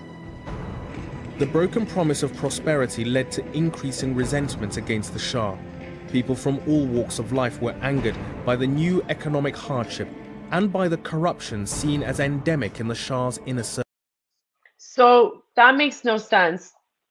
What actually happened is at that time, Khomeini, who was in exile and he was supposed to be just living his life, doing whatever evil demonic men do, at that for many years he had been sending in radio cassettes and audio cassettes into the country with his Islamic speeches, right? And then he kept on spouting the propaganda about the Shah being a dictator and corrupt and whatever. So for them to just blame what's happening right now on the Shah makes absolutely no sense. This narrative I have not heard in other documentaries. This narrative is 100% false, and it's just 100% a lie. Again, this entire documentary is trash, but this is why non-Iranians think the Shah was a dictator, because organizations like Al Jazeera, which get paid billions of dollars by Qatar and the Islamic Republic to spread jihadi propaganda, make it out there, and you guys never hear about the actual truth. Our struggle was mainly aimed at the Shah himself. It wasn't about America or Britain, who were both interfering in our internal affairs. You guys have no idea. When I see these people, I just want to swear so bad, and I'm holding myself back right now because every word coming out of his mouth is a lie. That man, he's literally admitting that he helped to overthrow the Shah and turn Iran into a 7th century Islamic hellhole governed by Sharia law, and he sounds proud about it too. Vatan Furush. And if he's so proud about what he did to Iran, why the hell is he living in a Western country? That's my question. All these people that are being interviewed, every single person being interviewed, they were all involved in overthrowing the Shah and turning Iran into what it is today. So why the hell are they living in Western countries? That's what they wanted. And yet they have the luxury of living in the West, and the rest of us have to deal with the blood, the tears, the murders of Iranian people, which is caused by these terrorists here. It was all about the Shah, and especially about the Pahlavi family, because the royal court had a great role in plundering our interests, and they also had a role in our lack of freedoms. All lies. All lies. But by now, the Shah would brook no criticism. In 1975, Iran became a single-party state, with the Shah confirmed as its all-powerful leader. Wait, the Shah confirmed as his all-powerful leader? Guys, monarchies are above politics. That makes literally no sense to me. That is that's one of the stupidest things I've ever heard. The all-powerful leader.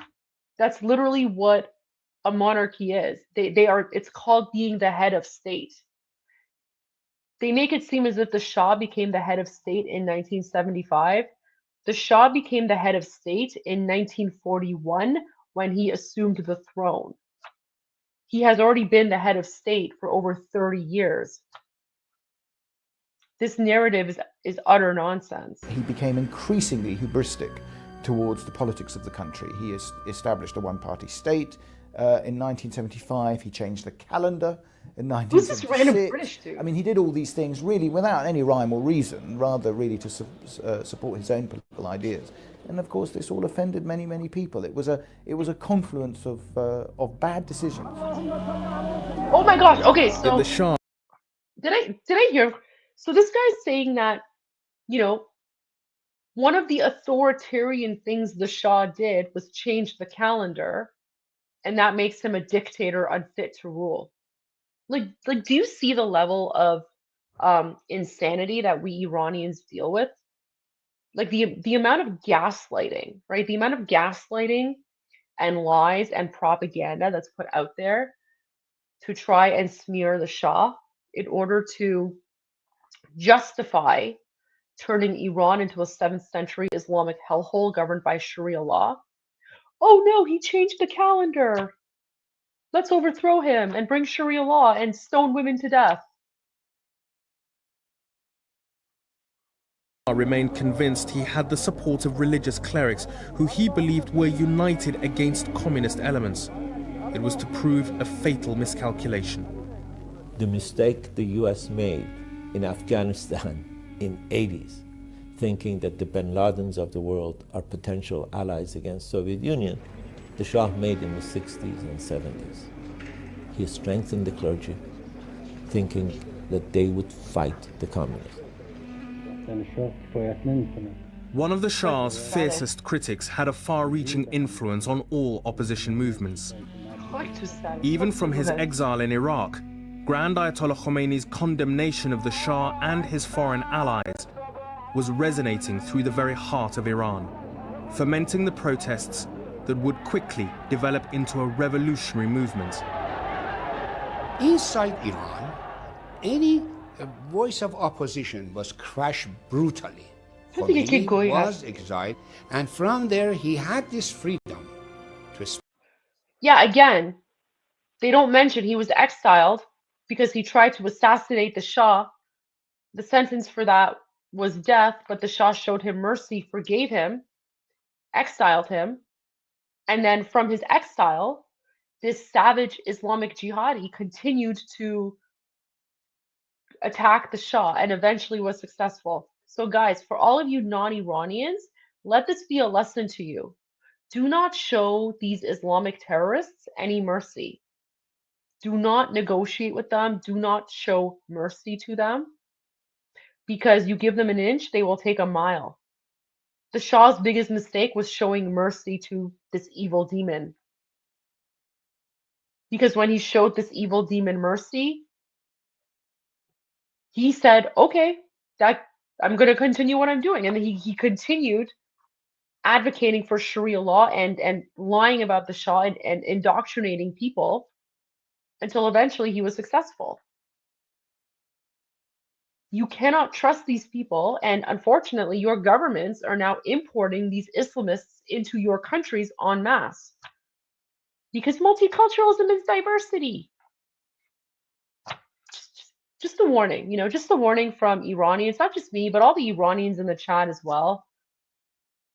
Just a little warning, right? Because when you try to negotiate with these people, when you legitimize them, you know what happens? They take over your country and they send it back to the 7th century. That's what happened to Iran in 1979. Speak out against the Shah. No one inside could dare to do that. Therefore, gradually, he became the main speaker of the opposition inside Iran, and he was continuously attacking the Shah's brutality.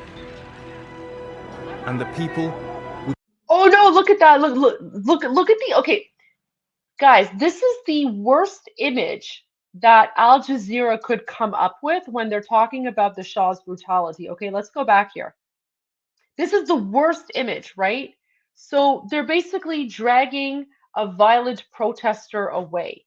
This is literally what riot police do in Western countries. We have seen footage after footage after footage of violent, savage jihadi protesters who are being arrested and dragged away by police. Right? And yet this is the worst that Al Jazeera can come up with when they talk about the Shah's violent attacks and savage attacks against the people, right? The guy's not even injured. He's not even injured. They're just dragging him away, as riot police do, right? They were dealing with the violent Islamists and jihadis, but this is the worst they could come up with. Keep that in mind, guys, okay? Keep that in mind. All of the lies about the Shah, right? You would think they would have something to back it up, and yet this is the worst they can come up with when it comes to the Shah brutally cracking down on protesters, arresting people and taking them away. This is actually very, very nice treatment compared to many of the things I've seen police do when dealing with violent protesters, right? Like, this is nothing. And the people would soon begin to desert the Shah.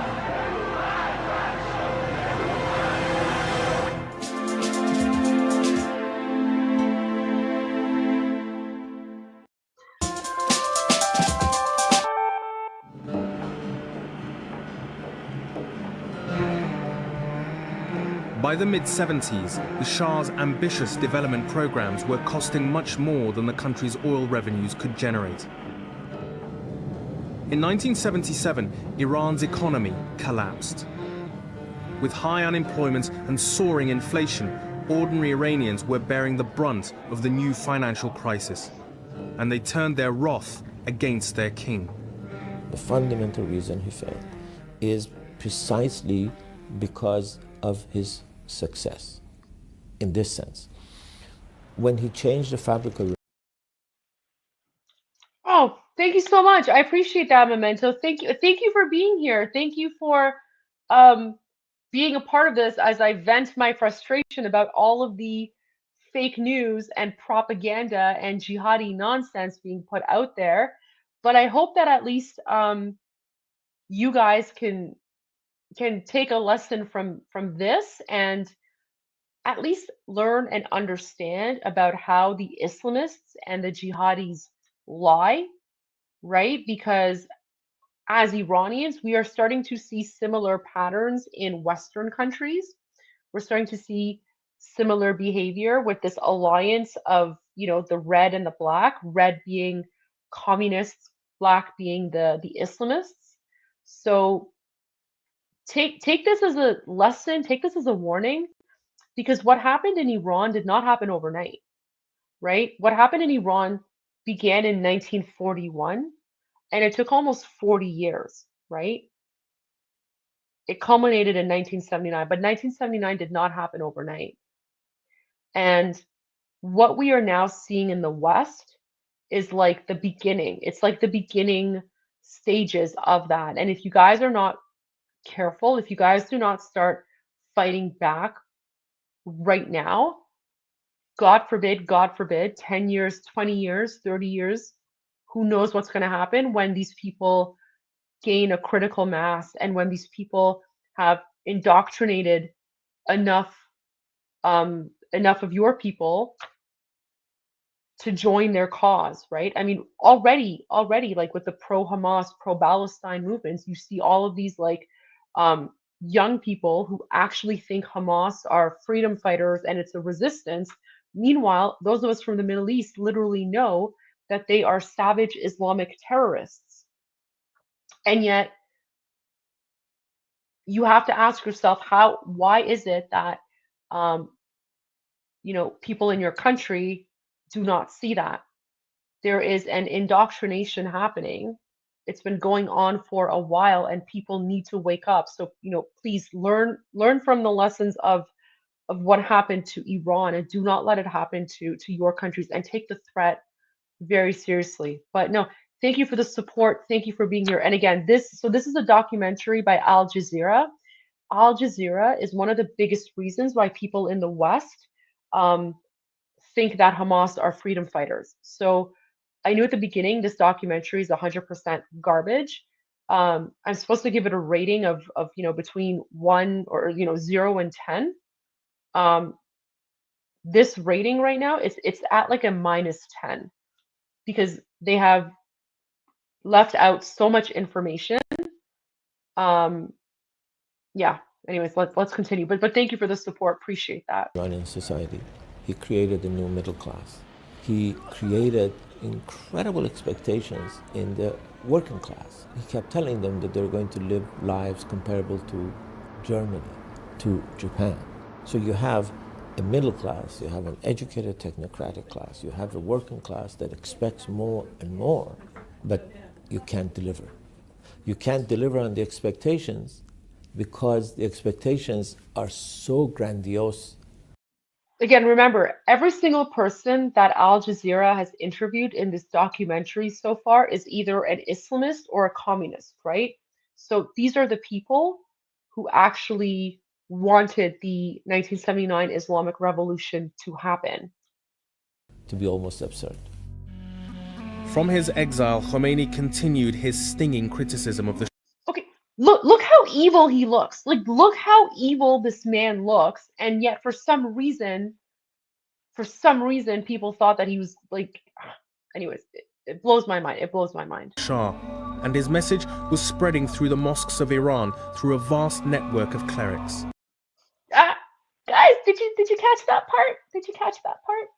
The jihadi Islamic propaganda, it was spreading through the mosques.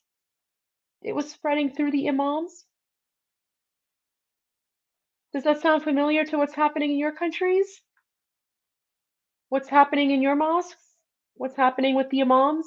The stuff they spout about America, about jihad? Do you see how it happens? That's how it happened in Iran. But let's listen to that part again, because they were stupid enough to admit it. They were literally stupid enough to admit that they were indoctrinating people through the mosques. Let's just listen to that again. Not my words. From his exile, Khomeini continued his stinging criticism of the Shah, and his message was. Yeah, it's exactly like NYC and Dearborn, 100%. Anyways, let's go back to the part where they say that they were spreading their jihadi narrative through the mosques. Spreading through the mosques of Iran through a vast network of clerics. We were transmitting the Imam's messages, statements, and speeches to Iran by telephone. We had contacts in cities in Iran. We were calling them at night and sending them.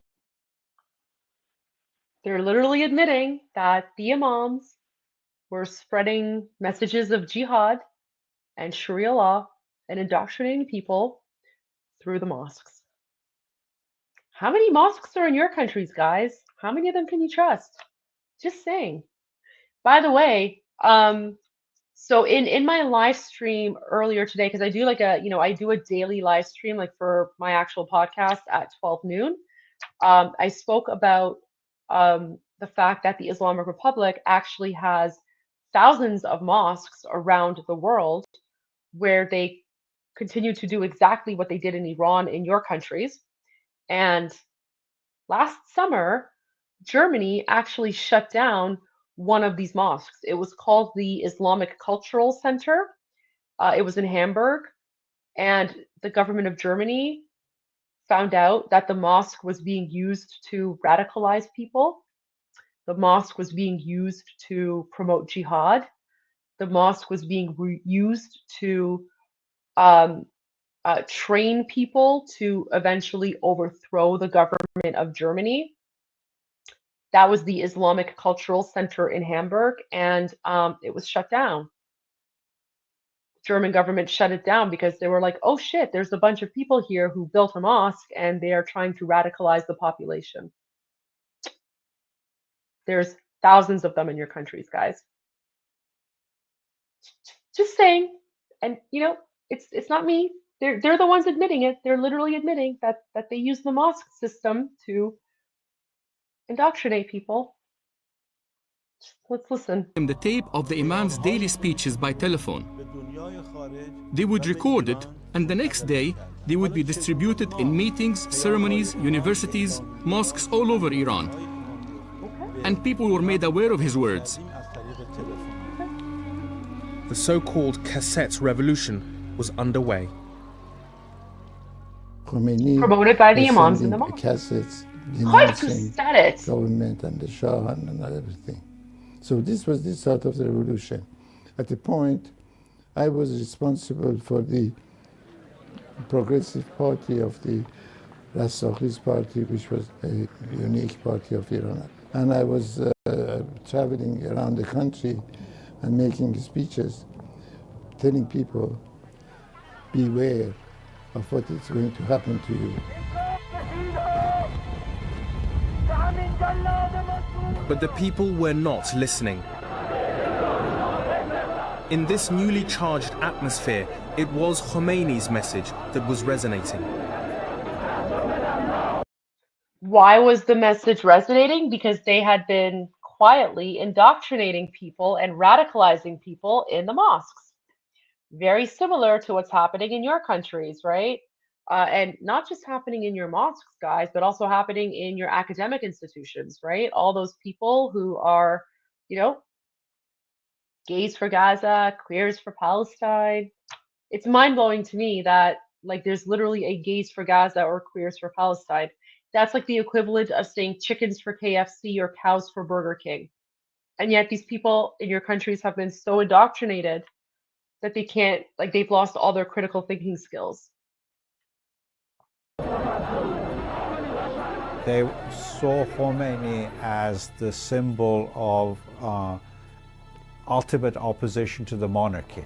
There were plenty of clerics who also opposed the Shah, but they were seen as people who were willing to compromise. And Khomeini really upped all of them by saying, no, we don't want to go back to a constitutional monarchy. We want actually a completely new type of republic, an Islamic Republic without... What is an Islamic Republic, by the way? Do you know what an Islamic Republic is? It's literally word salad. So I'll explain what happens before this guy talks, because it's like jihadi garbage anyway. So basically what they do is they just admitted that Iran was a constitutional monarchy. Okay, so that's the first point. Did you guys catch that? He said, no, I don't want another constitutional monarchy. So how the hell could the Shah have been a dictator if Iran was a constitutional monarchy and had a democratically elected parliament, right? So that's the first point. So all, even like that whole garbage nonsense that they had about Mossadegh, and then they claimed the Shah was a dictator. Okay, if that was the case, then how are they saying that they don't want to go back to a constitutional? Do you see how they lie? So that's the first thing. So they just contradicted their own narrative by admitting that Iran was a constitutional monarchy. Number one. Now they're saying, okay, we want a new type of government. We want an Islamic Republic. There's no such thing as an Islamic Republic. So what actually happens is they create an Islamic dictatorship. They just call it a republic to fool people to think that there's like some sort of freedom or something. But basically what it is now you have an actual authoritarian figure, okay, that controls everything. No one can do anything. No one can say anything without approval from the Islamic cleric. So they actually took a functioning constitutional monarchy under the Shah and turn it into an actual Islamic dictatorship. Iran was not a dictatorship prior to 1979. These are the people who turned Iran into a dictatorship. Just listen to like what he says. Actually spelling out what that meant. Sensing the growing influence of the outspoken cleric, the Shah decided to retaliate. In January 1978, he commissioned the writing of a stinging article attacking Khomeini very personally and had it put on the front page of Iran's largest newspaper. He grossly miscalculated the... So that is the first time that I've heard that the Shah did this, because in the other documentaries, they don't know who wrote the article. So I don't know what facts they have. If anything, guys, knowing how the Islamic Republic operates and how these Islamists and jihadis lie, I would not be surprised if the article was written by someone from the Islamic Republic itself, in order to manufacture anger, right? In order to manufacture anger against the Shah. I have not heard of any other documentary that has made this claim that it came from the Shah. I mean, for the Iranians in the comments, if I'm wrong, let me know. I mean, maybe this is accurate. I don't know, but I've never heard of this version of events. Consequences. This anonymous article went in describing Khomeini as, among others, an Indian, so, you know, obviously not native Iranian, but also saying he was a British. Khomeini was Indian. His father is from India. We all know this, right? So again, they're like discrediting this fact. The guy's not even Iranian, and he thinks he knows more about us than do. Yeah, an anonymous article. Guys, I guarantee you, like, one of Khomeini's supporters probably wrote that article. And I'm actually quite surprised that they still have not mentioned Cinema Rex. Let's see if they mention Cinema Rex, guys, because again, Cinema Rex is incredibly important here. And had sort of licentious habits, and which weren't fully described, but I mean, people got the idea. And of course, this is the thing that sparked off protests, particularly in Qom. The protests quickly spread across Iran. Throughout the year, there was an ever-growing tide of strikes and demonstrations. Yet many of the protesters had little in common, apart from their implacable opposition to the monarch. Well, you know, people like myself, including thousands of government employees and even factory workers, who went on strike in Iran for about 6 months and had no demand but liberty. And Iranian intellectuals who demanded democracy. None of these people went on strike for a... They had democracy. Like, what sort of democracy did you want? Like, idiots. Islamic Revolution or Islamic rule or Islamic government. They wanted a secular government. So this is the interesting part. So all of these leftists, okay, so this is what we talk about. The unholy alliance of the red and the black. All of these so-called progressives, they joined and supported the Islamists, right? Because they both hated the Shah. And then the leftists thought, okay, well, once we overthrow the Shah, we'll get rid of the savage jihadis and we'll take over, right? The leftists thought that they could take advantage of the savage Islamic jihadis. This is why we Iranians, we hate the West as well. Like, we literally despise them because they helped the jihadis turn Iran into what it is today, and they still have no shame about it.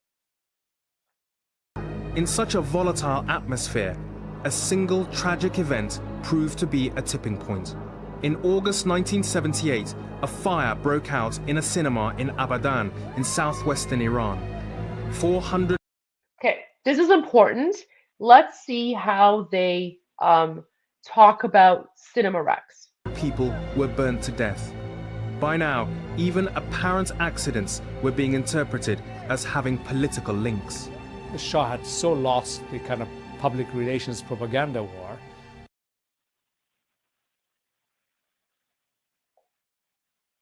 Guys, did you catch that?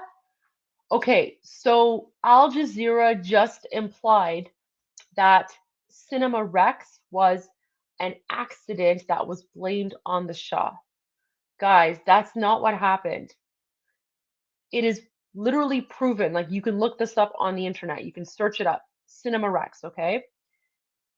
What actually happened is people that were connected to Khomeini, so the Islamic terrorists, they barricaded the doors of a movie theater.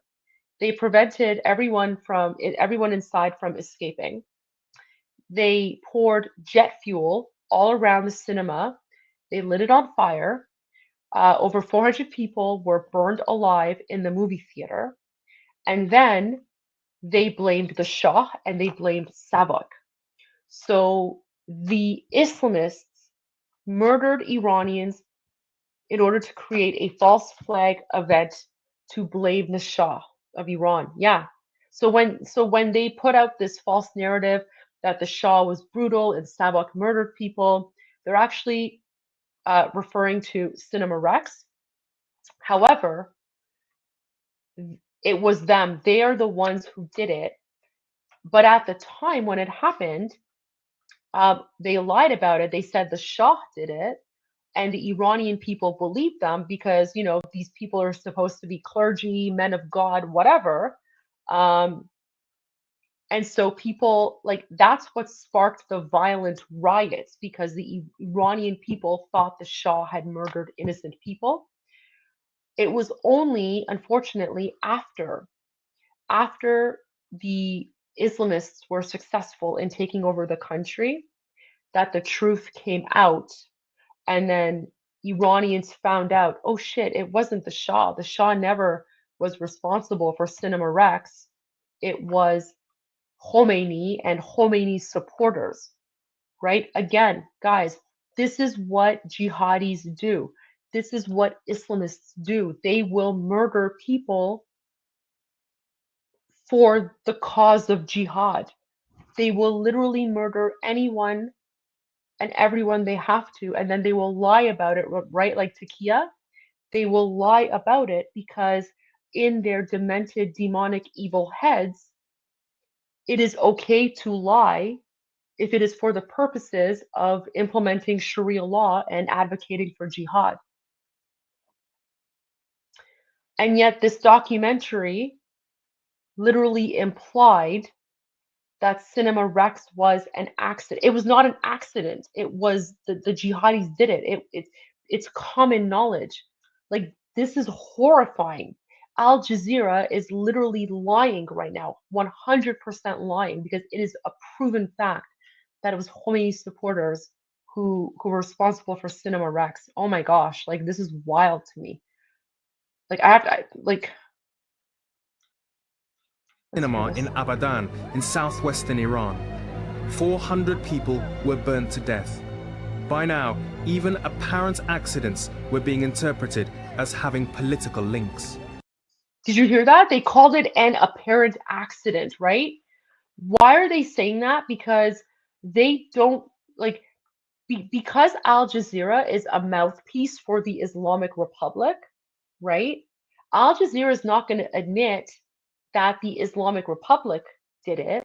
Al Jazeera is not going to admit that the Islamists were responsible for murdering people, because Al Jazeera does not want you guys to know how jihad works. They don't want you to know how Islamists operate.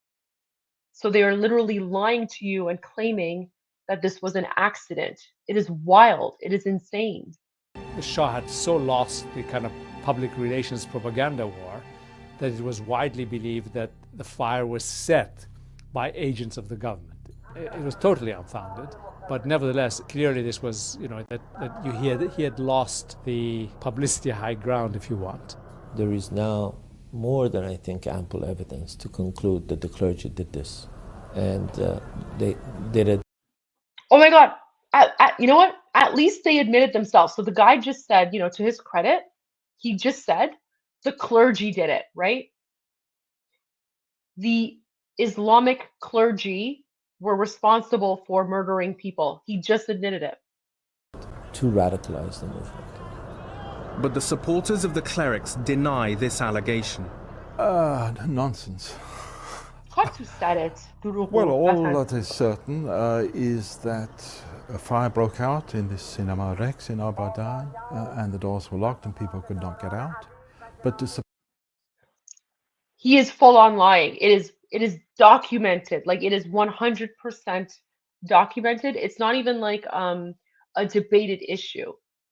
Al Jazeera is literally bringing on someone who is flat out lying in order to make people think that this issue is at debate. This is a non-issue, guys. Like, in Farsi language documentaries about what happened leading up to the revolution, it is an accepted fact, historical fact, that it was Khomeini and his supporters that are responsible for the fire. And yet, see how easily they lie in English, and they try to confuse you into thinking, oh, well, we don't know, it might not have been. Al Jazeera is the worst, guys. This is why I say you can never trust Al Jazeera, Guys, there's a reason that Al Jazeera is banned in Middle Eastern countries like Saudi Arabia, UAE, Egypt, Bahrain, Jordan. This is why. Because all they do is lie and they promote jihad. Suppose that the Islamic movement in Iran or any of its personalities had the 100%. need of creating an atrocity in order to vilify the Shah's regime. I mean, it's just, what should I say, infantile. Whatever the truth, the tragedy attracted thousands more protesters to the streets. So did you hear that? So the documentary says, whatever the truth, the tragedy attracted people. Again, they are trying to downplay the fact that it was the Islamic clergy people, right? The men of God, right? The people, the imams in the mosques, right? They're trying to downplay the fact that it was the imams who ordered 400 innocent Iranians to be burned alive in a movie theater in order to justify, in order to create a false flag narrative to justify overthrowing the Shah. And Al Jazeera is saying, whatever the truth is, right? Because they don't want you to know that this is how jihad operates. This is how the Islamists operate. This is what they did in Iran. It's how they operate constantly. Like, this is what they do. Like, this is what the Palestinians do when they're attacking Israel, right? Like, they'll literally murder their own people and blame Israel, right? Like, it's the same MO everywhere. And then they try to downplay it and deny it. Like, it's wild to me that this documentary is questioning who was responsible for Cinema Rex, right? Like, guys, Cinema Rex is pivotal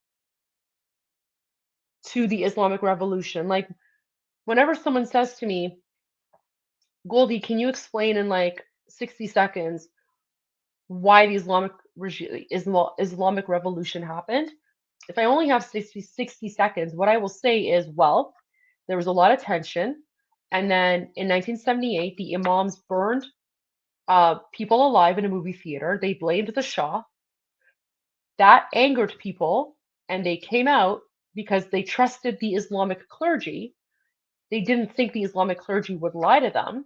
So they trusted the Islamic clergy and thought that the Shah murdered people. So they came out and they rebelled. And eventually the Shah, being the kind-hearted person that he was, didn't want to cause bloodshed. And then the Islamic Republic took over. And then after the Islamic Republic took over, people found out that it was the Islamic Republic that had murdered Iranians. There you go.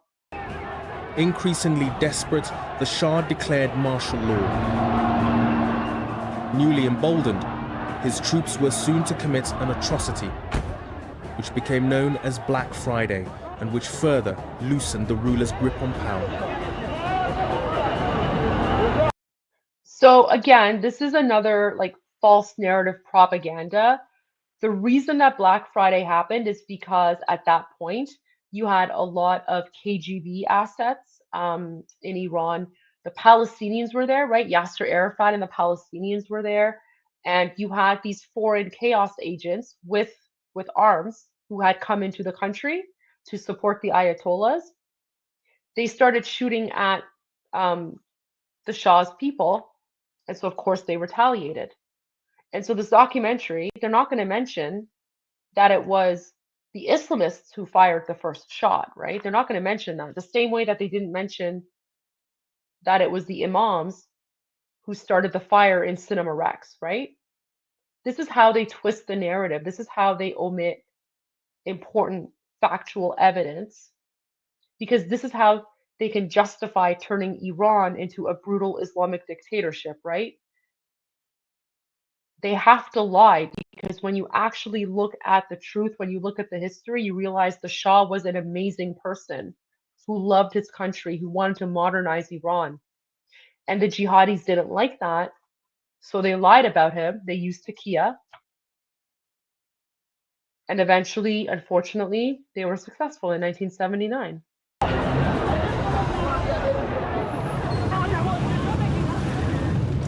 Today, Shahada Square looks like any other busy intersection in the south of the city, but it is of huge historical significance because it was here at the end of 1978 that opposition to the Shah turned from protest to open revolution. In September, when martial law was declared in Tehran, there was a clash between demonstrators and troops. A large number of people were killed. And I think really after that, for the Shah, things began to go downhill very rapidly.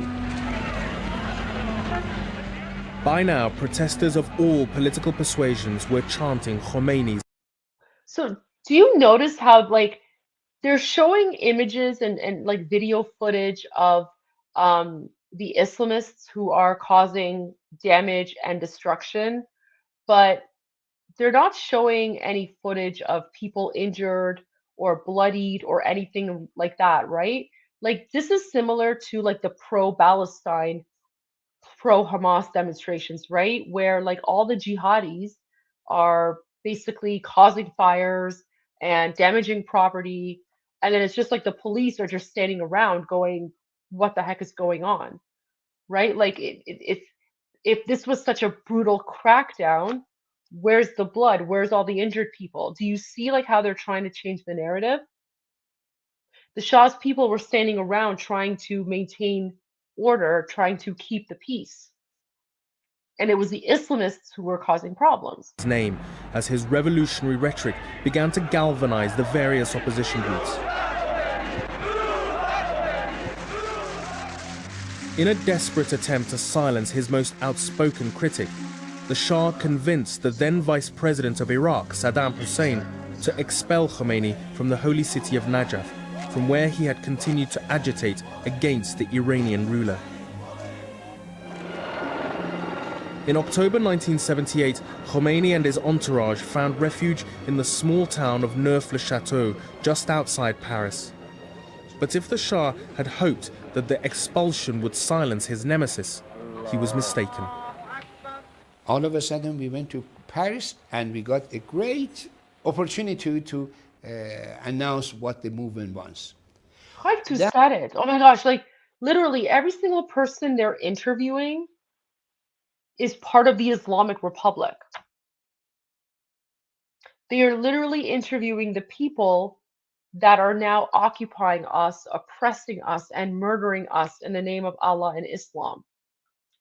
This is 100% jihadi Islamic regime propaganda. That by itself influenced what is going on inside Iran. By late 1978, it appeared that revolution was truly in the air.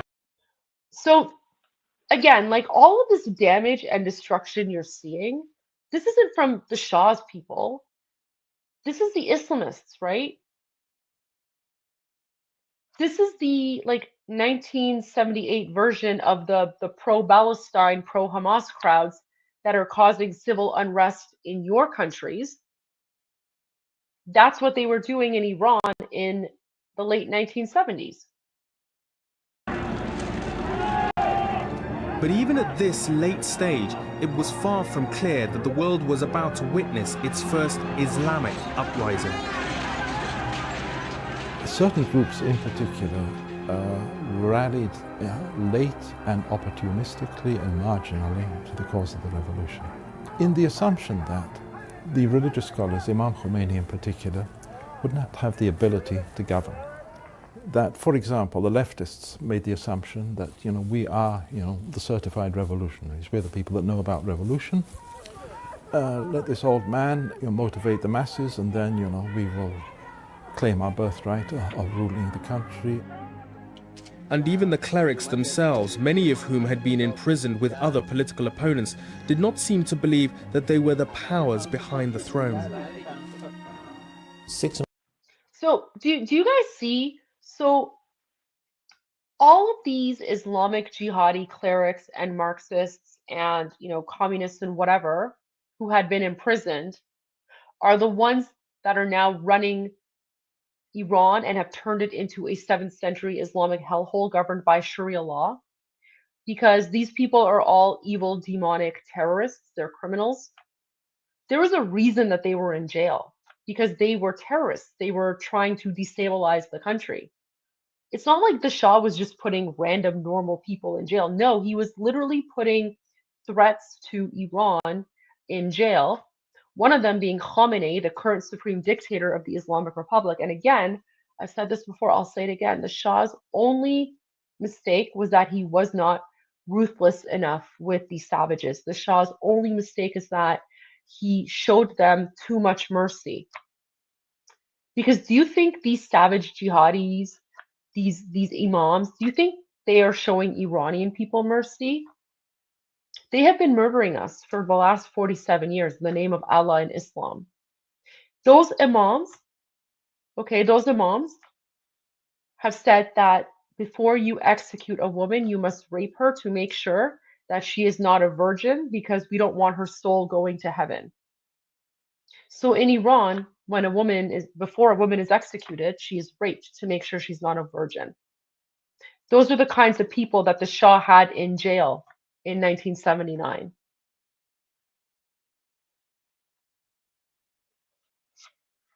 Months of my prison was spent with the people who became leaders of the Islamic Republic. I was in prison with Rafsanjani, Montazeri, Mahdavi. Oh my gosh, see, so they're literally about to, they're literally now naming all of these, politicians of the Islamic Republic. So every single person that the Shah had in jail are the same evil, corrupt individuals who ended up turning Iran into a 7th century Islamic hellhole governed by Sharia law. This old man, motivate the masses, and then, we will claim our birthright of ruling the country. This is wild. And even the clerics themselves, many of whom had been imprisoned with other political opponents, did not seem to believe that they were the powers behind the throne. 6 months of my prison was spent with the people who became leaders of the Islamic Republic. I was in prison with Rafsanjani, Montazeri, Mahdavi, Kani, almost the whole who's who of the Republic. I was in the same cell block. I ate with See, okay, guys. Oh my gosh, they're even admitting it. So do you see this guy in the middle? That's Khamenei. That's literally Khamenei. That is the current supreme dictator of the Islamic Republic. That's what I've been saying. This is the person that the Shah had in jail. He is now responsible for the deaths of hundreds of thousands of Iranians. The Shah was protecting the Iranian people by keeping evil, demonic men like Khamenei in jail. And yet, people people say, oh, the Shah had political prisoners. These were the political prisoners, guys. These were the political prisoners. The Shah was doing the world a favor by keeping these people locked up. Because he knew how evil they were. This man is worse than Hitler, guys. The Shah had him locked up.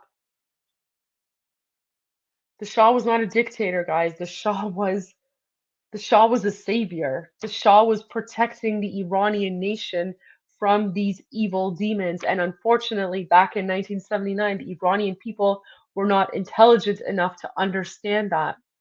And now we are paying the price for the mistakes of the idiotic jihadis and communists and whoever from 1979 who overthrew the Shah. And we are now paying for that mistake in blood. We've been paying for that mistake in blood for the last 47 years.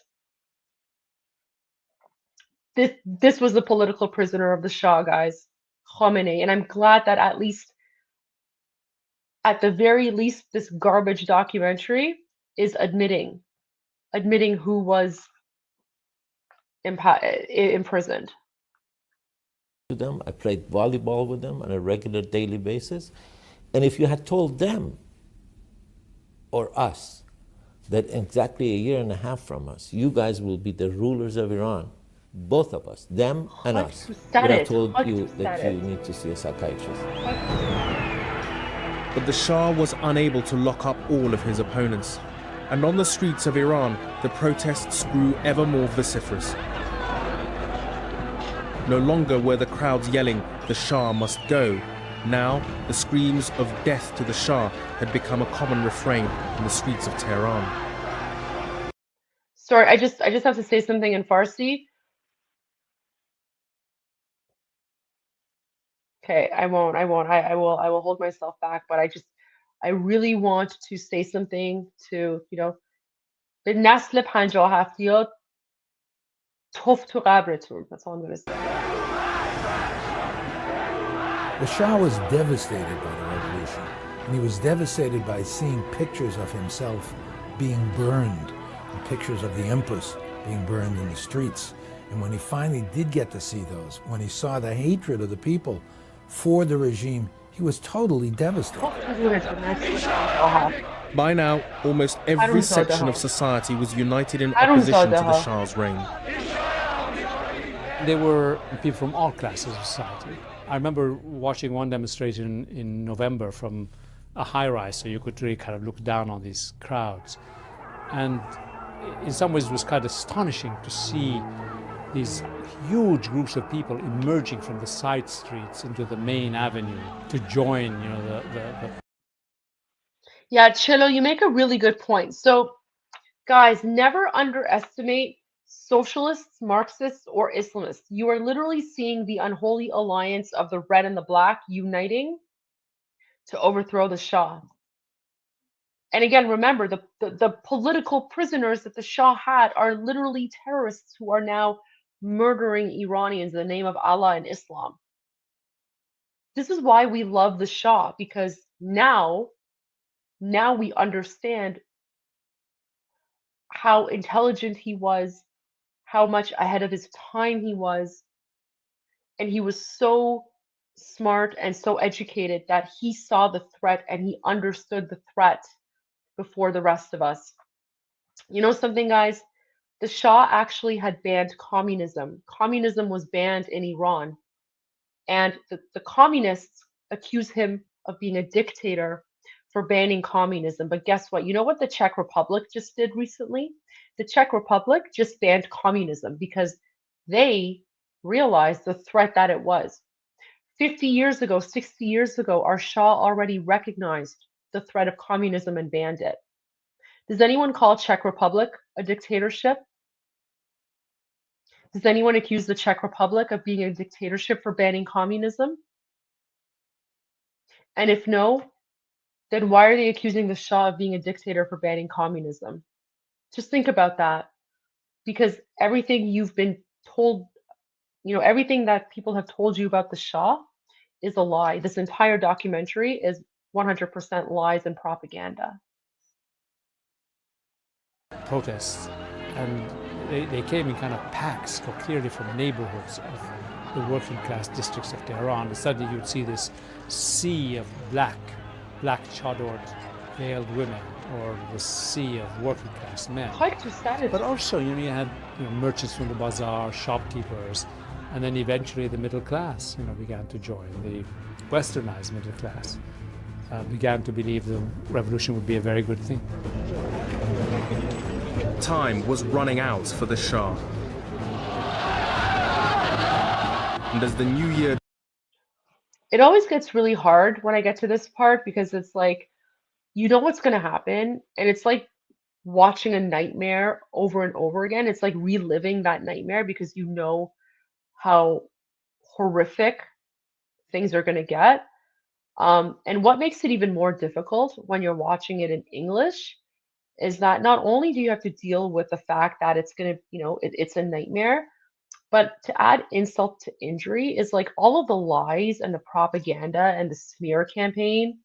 It just makes it even more difficult. This is why I never watch documentaries in English. But again, I'm doing it to at least give you guys some context and understanding of the lies and the propaganda of the communists and the Islamists here. Dawned, his downfall seemed inevitable.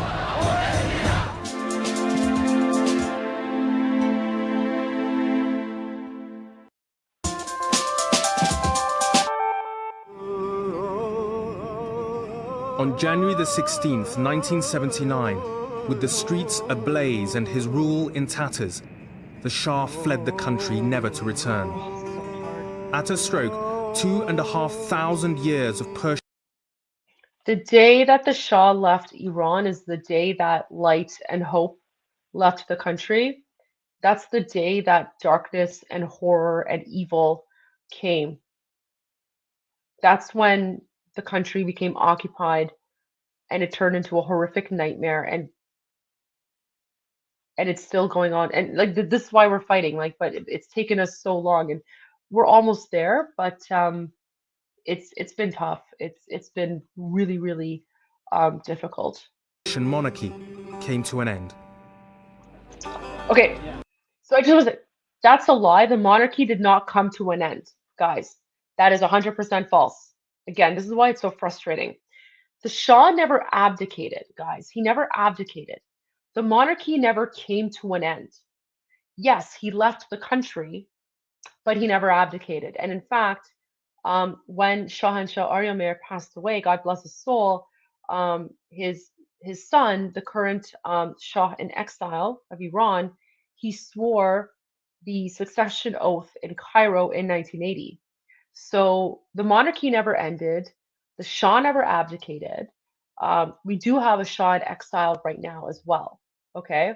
However, this false narrative propaganda about the monarchy ending, the reason that the jihadis and the communists push this propaganda is because it's their way of trying to ensure that they will never be overthrown, right? It's their way of trying to make sure that the Shah will never come back to Iran. So false narrative, fake news. The Shah never abdicated. The monarchy never ended. خروج شاه اولین مرحله پیروزی ملت ماست و ما مشکلات زیاد در پیش داریم. The stage was set for the return of Grand Ayatollah Khomeini after 16 years in exile. 2 weeks after the Shah's departure, Khomeini and his entourage prepared to leave Paris, bound for Tehran. We were a little nervous that they might hijack the plane and take us to an unknown place and then arrest us. I wish they had. Because the Shah's secret police, Savak, was still in charge and active. But we were mostly thinking about the fact that we were going to be in Iran in the next few hours and what the people's response would be like to our presence there. Guys, this entire documentary, they've literally only interviewed people who support the Islamic Republic. That's it. Like they've only supported people who support the Islamic Republic. And remember, at the beginning of the interview, they used the wording protagonist, right? So according to this documentary, these are all the good guys. This is how the Islamists twist the narrative, right? These are not the good guys. These are the enemy of the Iran. These are the people who want me and my people murdered. Yet Al Jazeera is calling them the good guys. Like this is the level of gaslighting that we have to deal with. Not only do they murder us, but then in English language documentaries, they pretend they're the good guys. It's wild. It's wild to me. But they needn't have worried. For Khomeini's supporters, waiting for him in Iran was a day they had long dreamed of, but thought they would never see. I was one of the first people to go aboard the airplane when they landed. The Imam was sitting alone. There was no fear on his face. Like, what an evil-looking man. To 1979. It was a duration of 18 years of struggle. I even went to jail. I felt I was flying. Died in jail. I was so happy to see the struggle had come into fruition. They're literally bragging about the fact that they brought this evil demon man to Iran and turned our country into 7th century Islamic hellhole. Like, they're literally bragging about this. Like, guys, you would never see this man on a Farsi language documentary because he is a traitor. We call him a Vatan Furush. Like, this is why Al Jazeera is, this is why I always warn about Al Jazeera. Al Jazeera is a propaganda outlet for the Islamic Republic. Al Jazeera is a propaganda outlet for Islamic terrorism. You cannot trust anything they say or do, okay? This is literally Islamic propaganda. Islamic terrorist propaganda. Journalists asked the Ayatollah what he felt returning to Iran, and he is reported to have replied, nothing. How much of a sociopath do you have to be that after like 16, 17 years in exile, you come back to your country and they're like, what do you feel? And he's like, nothing, I feel nothing. Literally, a sociopath. Do you know why he felt nothing? Because Iran didn't mean anything to him. The guy is hell-bent on Sharia law, and he basically just wanted to take over Iran so that he could then use Iran as a base to take over other countries. And he felt nothing coming back to his so-called country after 16 years. Like, these are the enemies of Iran. Could not be said of the Iran. many thousands who had protested against the Shah's regime. Yeah, you're right. It wasn't his country. It wasn't his country. Like, the guy wasn't even Iranian. He's like, his father was Indian. Suddenly, the possibilities seemed endless.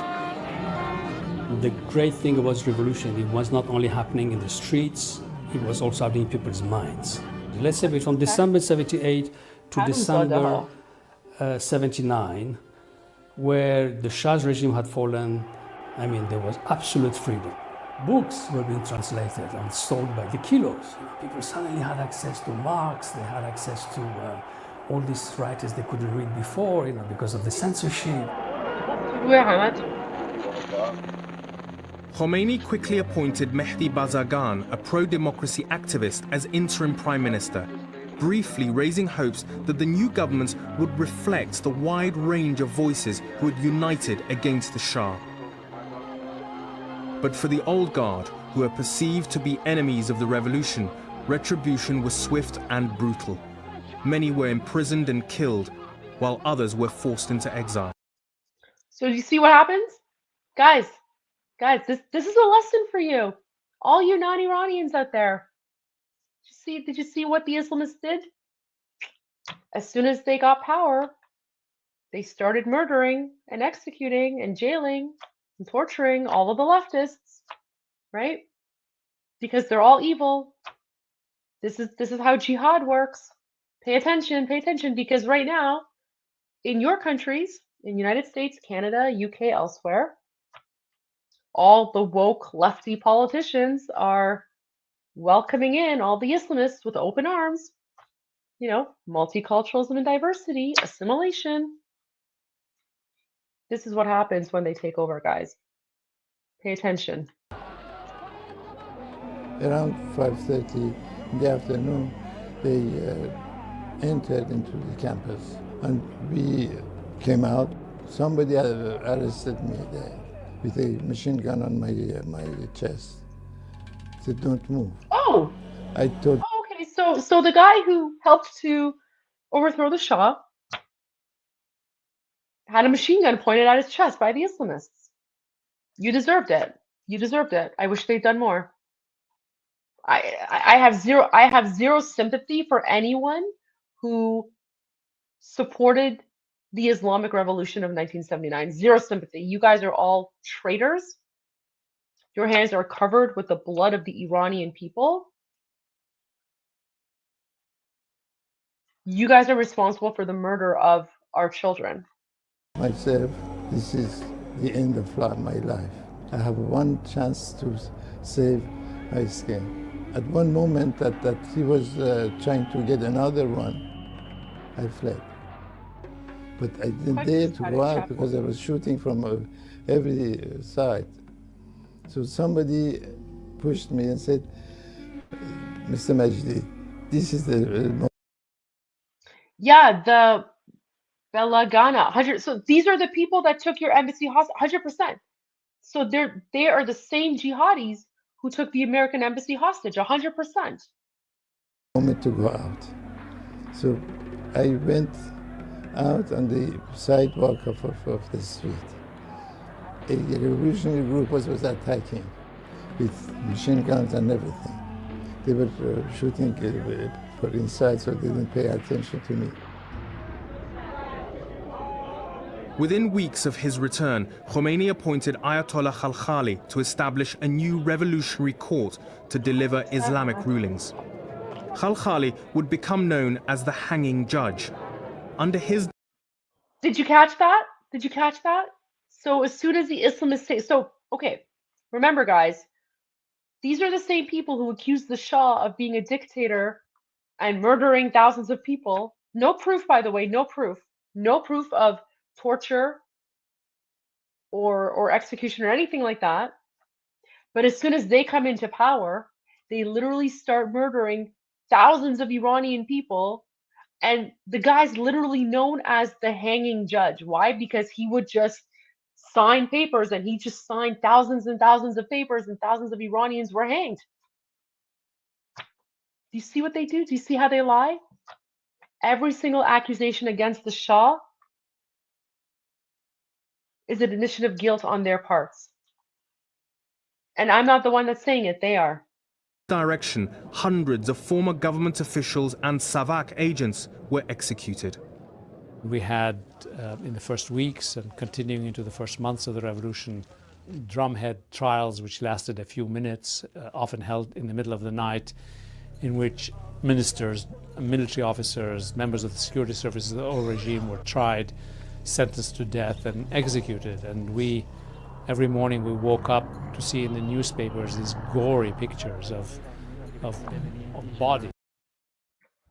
So they're admitting that when the jihadis overthrew the Shah and took over the country, they're admitting that they saw gory pictures of murdered people in the paper.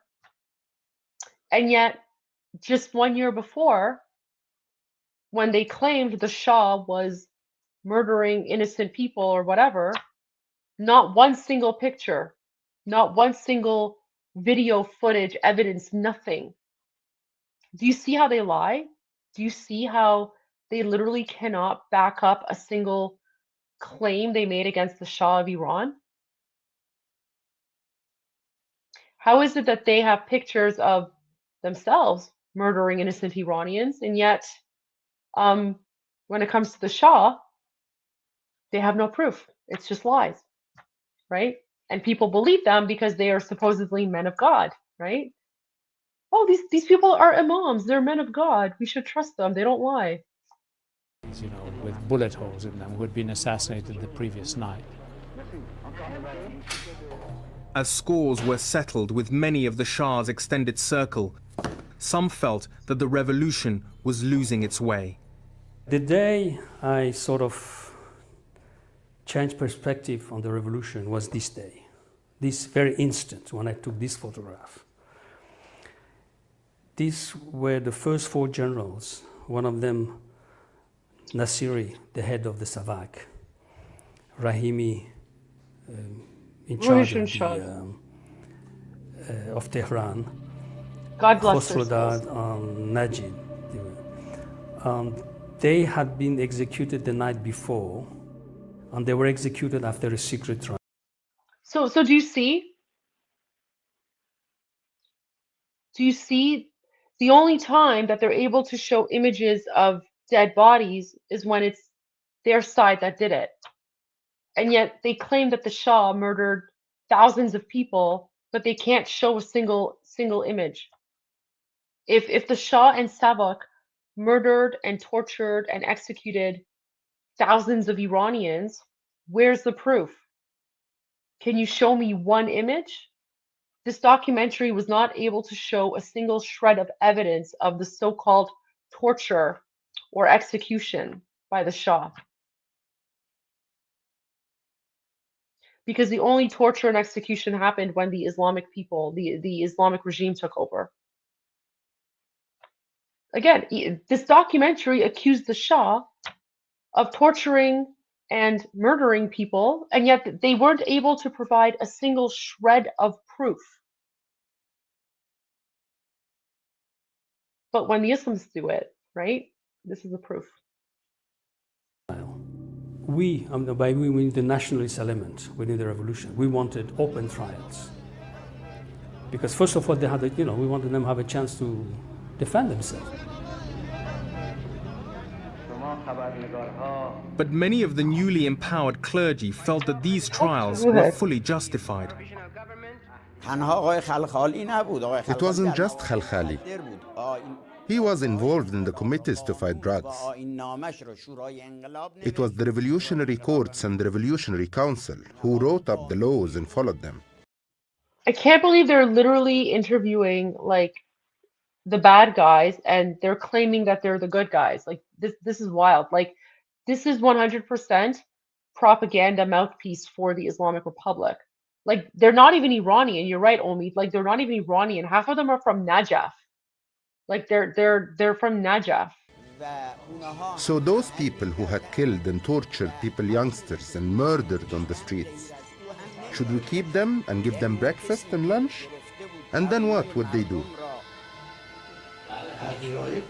Grand Ayatollah Montazeri was once destined to be Ayatollah Khomeini's successor as supreme leader until the two fell out. He claims that many of the court's rulings were arbitrary. Anyway, most of them were baseless. No proper trials. They were like puppet courts.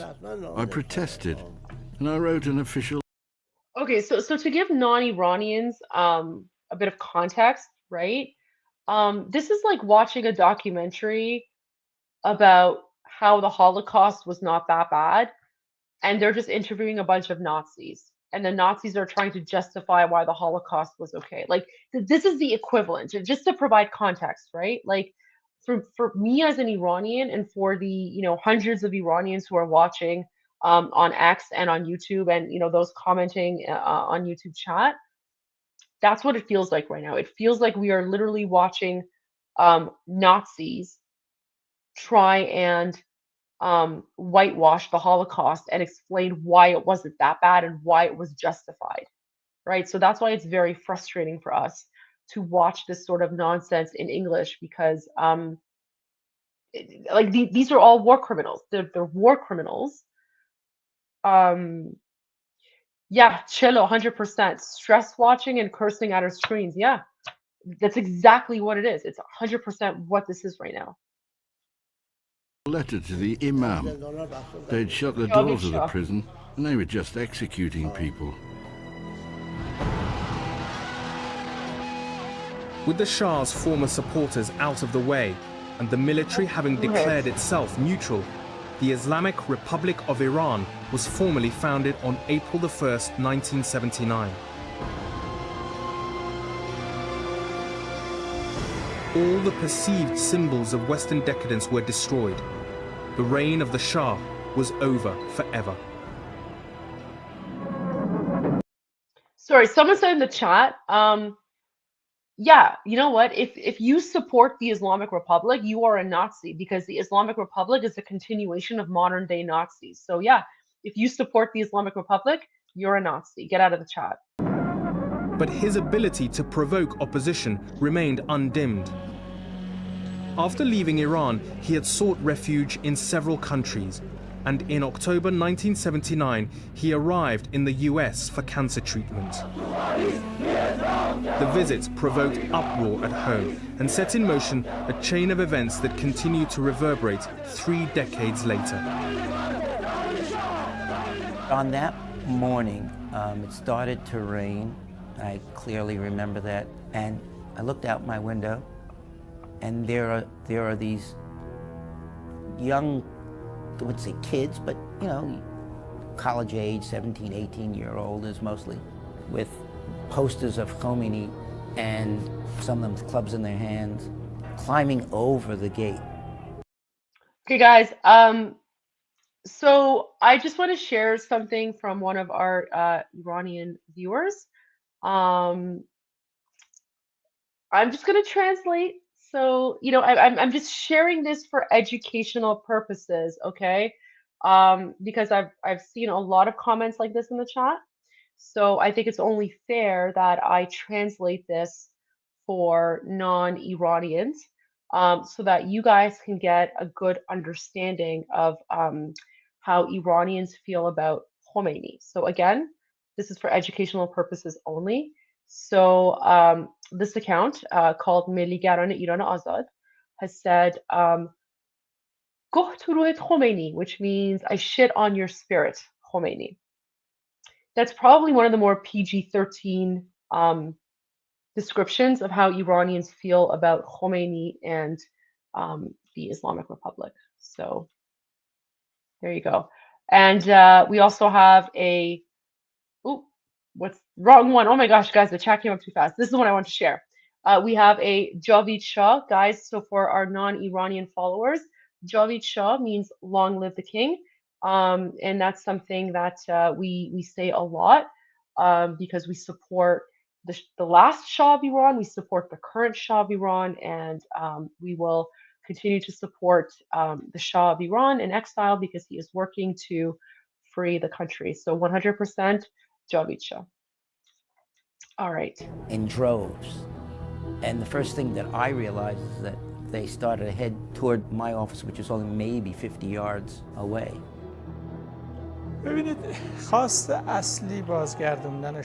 Our first aim was to bring the Shah back from America. But of course we knew it was unlikely to happen. But all protests are like that. We thought it would last 3 to 5 days.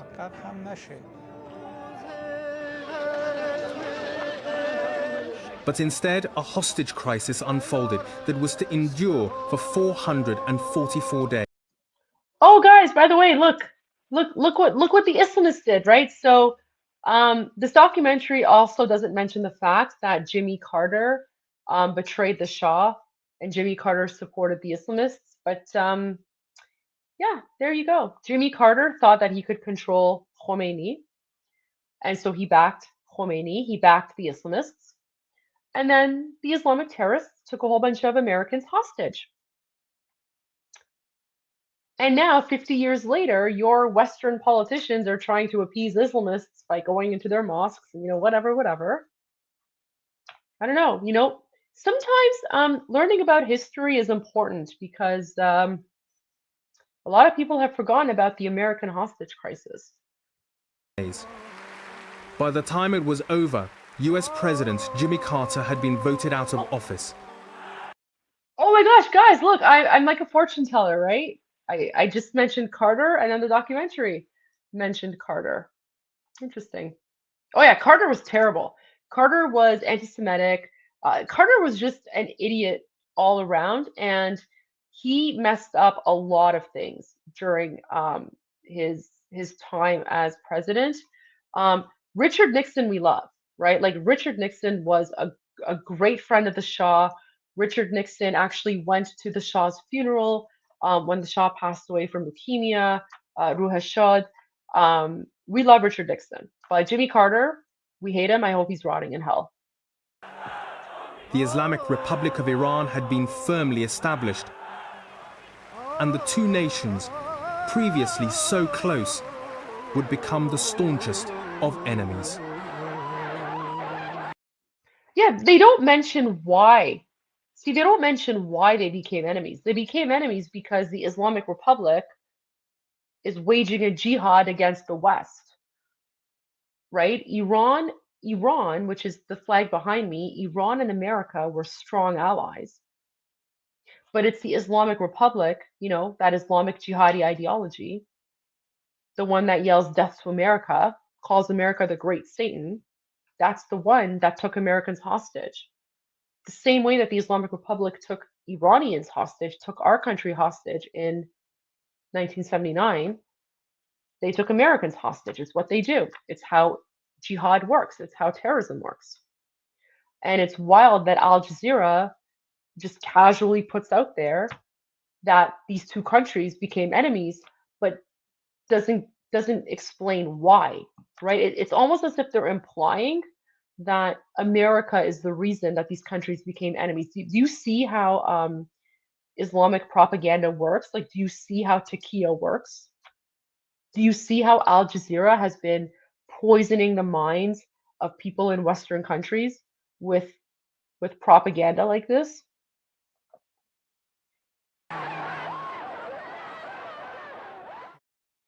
Wow. Oh my gosh. So that's it. So, wow, finally we're done this nightmare of a documentary.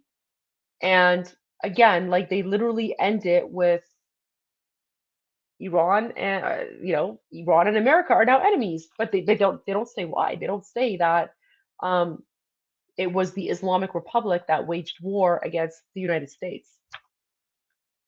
No mention of that. Okay, this one is a very, very difficult one to watch. So, wow, this was a 43-minute documentary, guys, and it took me 3.5 hours to get through it. Um, but I think I provided a lot of context. I also appreciate all the Iranians in the live chat who provided their input and context as well. Huge shout out to the members for their feedback, and of course to everyone who supported the channel with a starred message. Huge shout out to you. Appreciate that. I hope that at the very least, the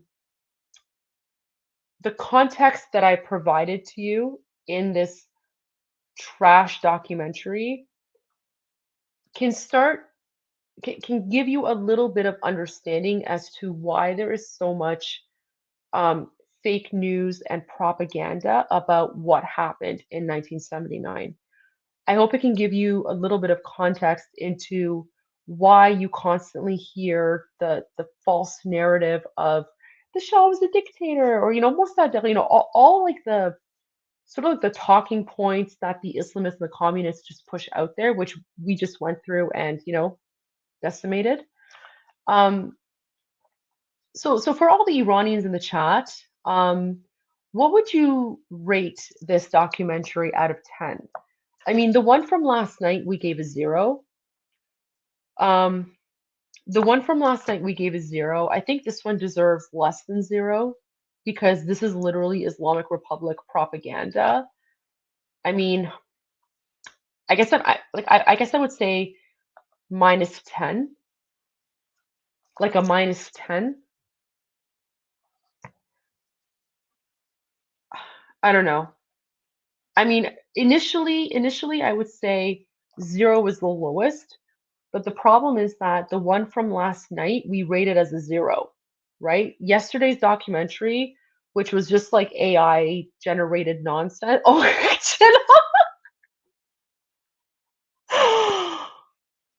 okay, guys. I think Cello came up with the perfect rating. Okay, what do you think of this rating? Oh wait, sorry, guys. What do you think of this rating? Iranians, what do you think of that rating that Chilo put up there? I played it. I broadcast it up there. I mean, that's a pretty good rating. I think that's fitting.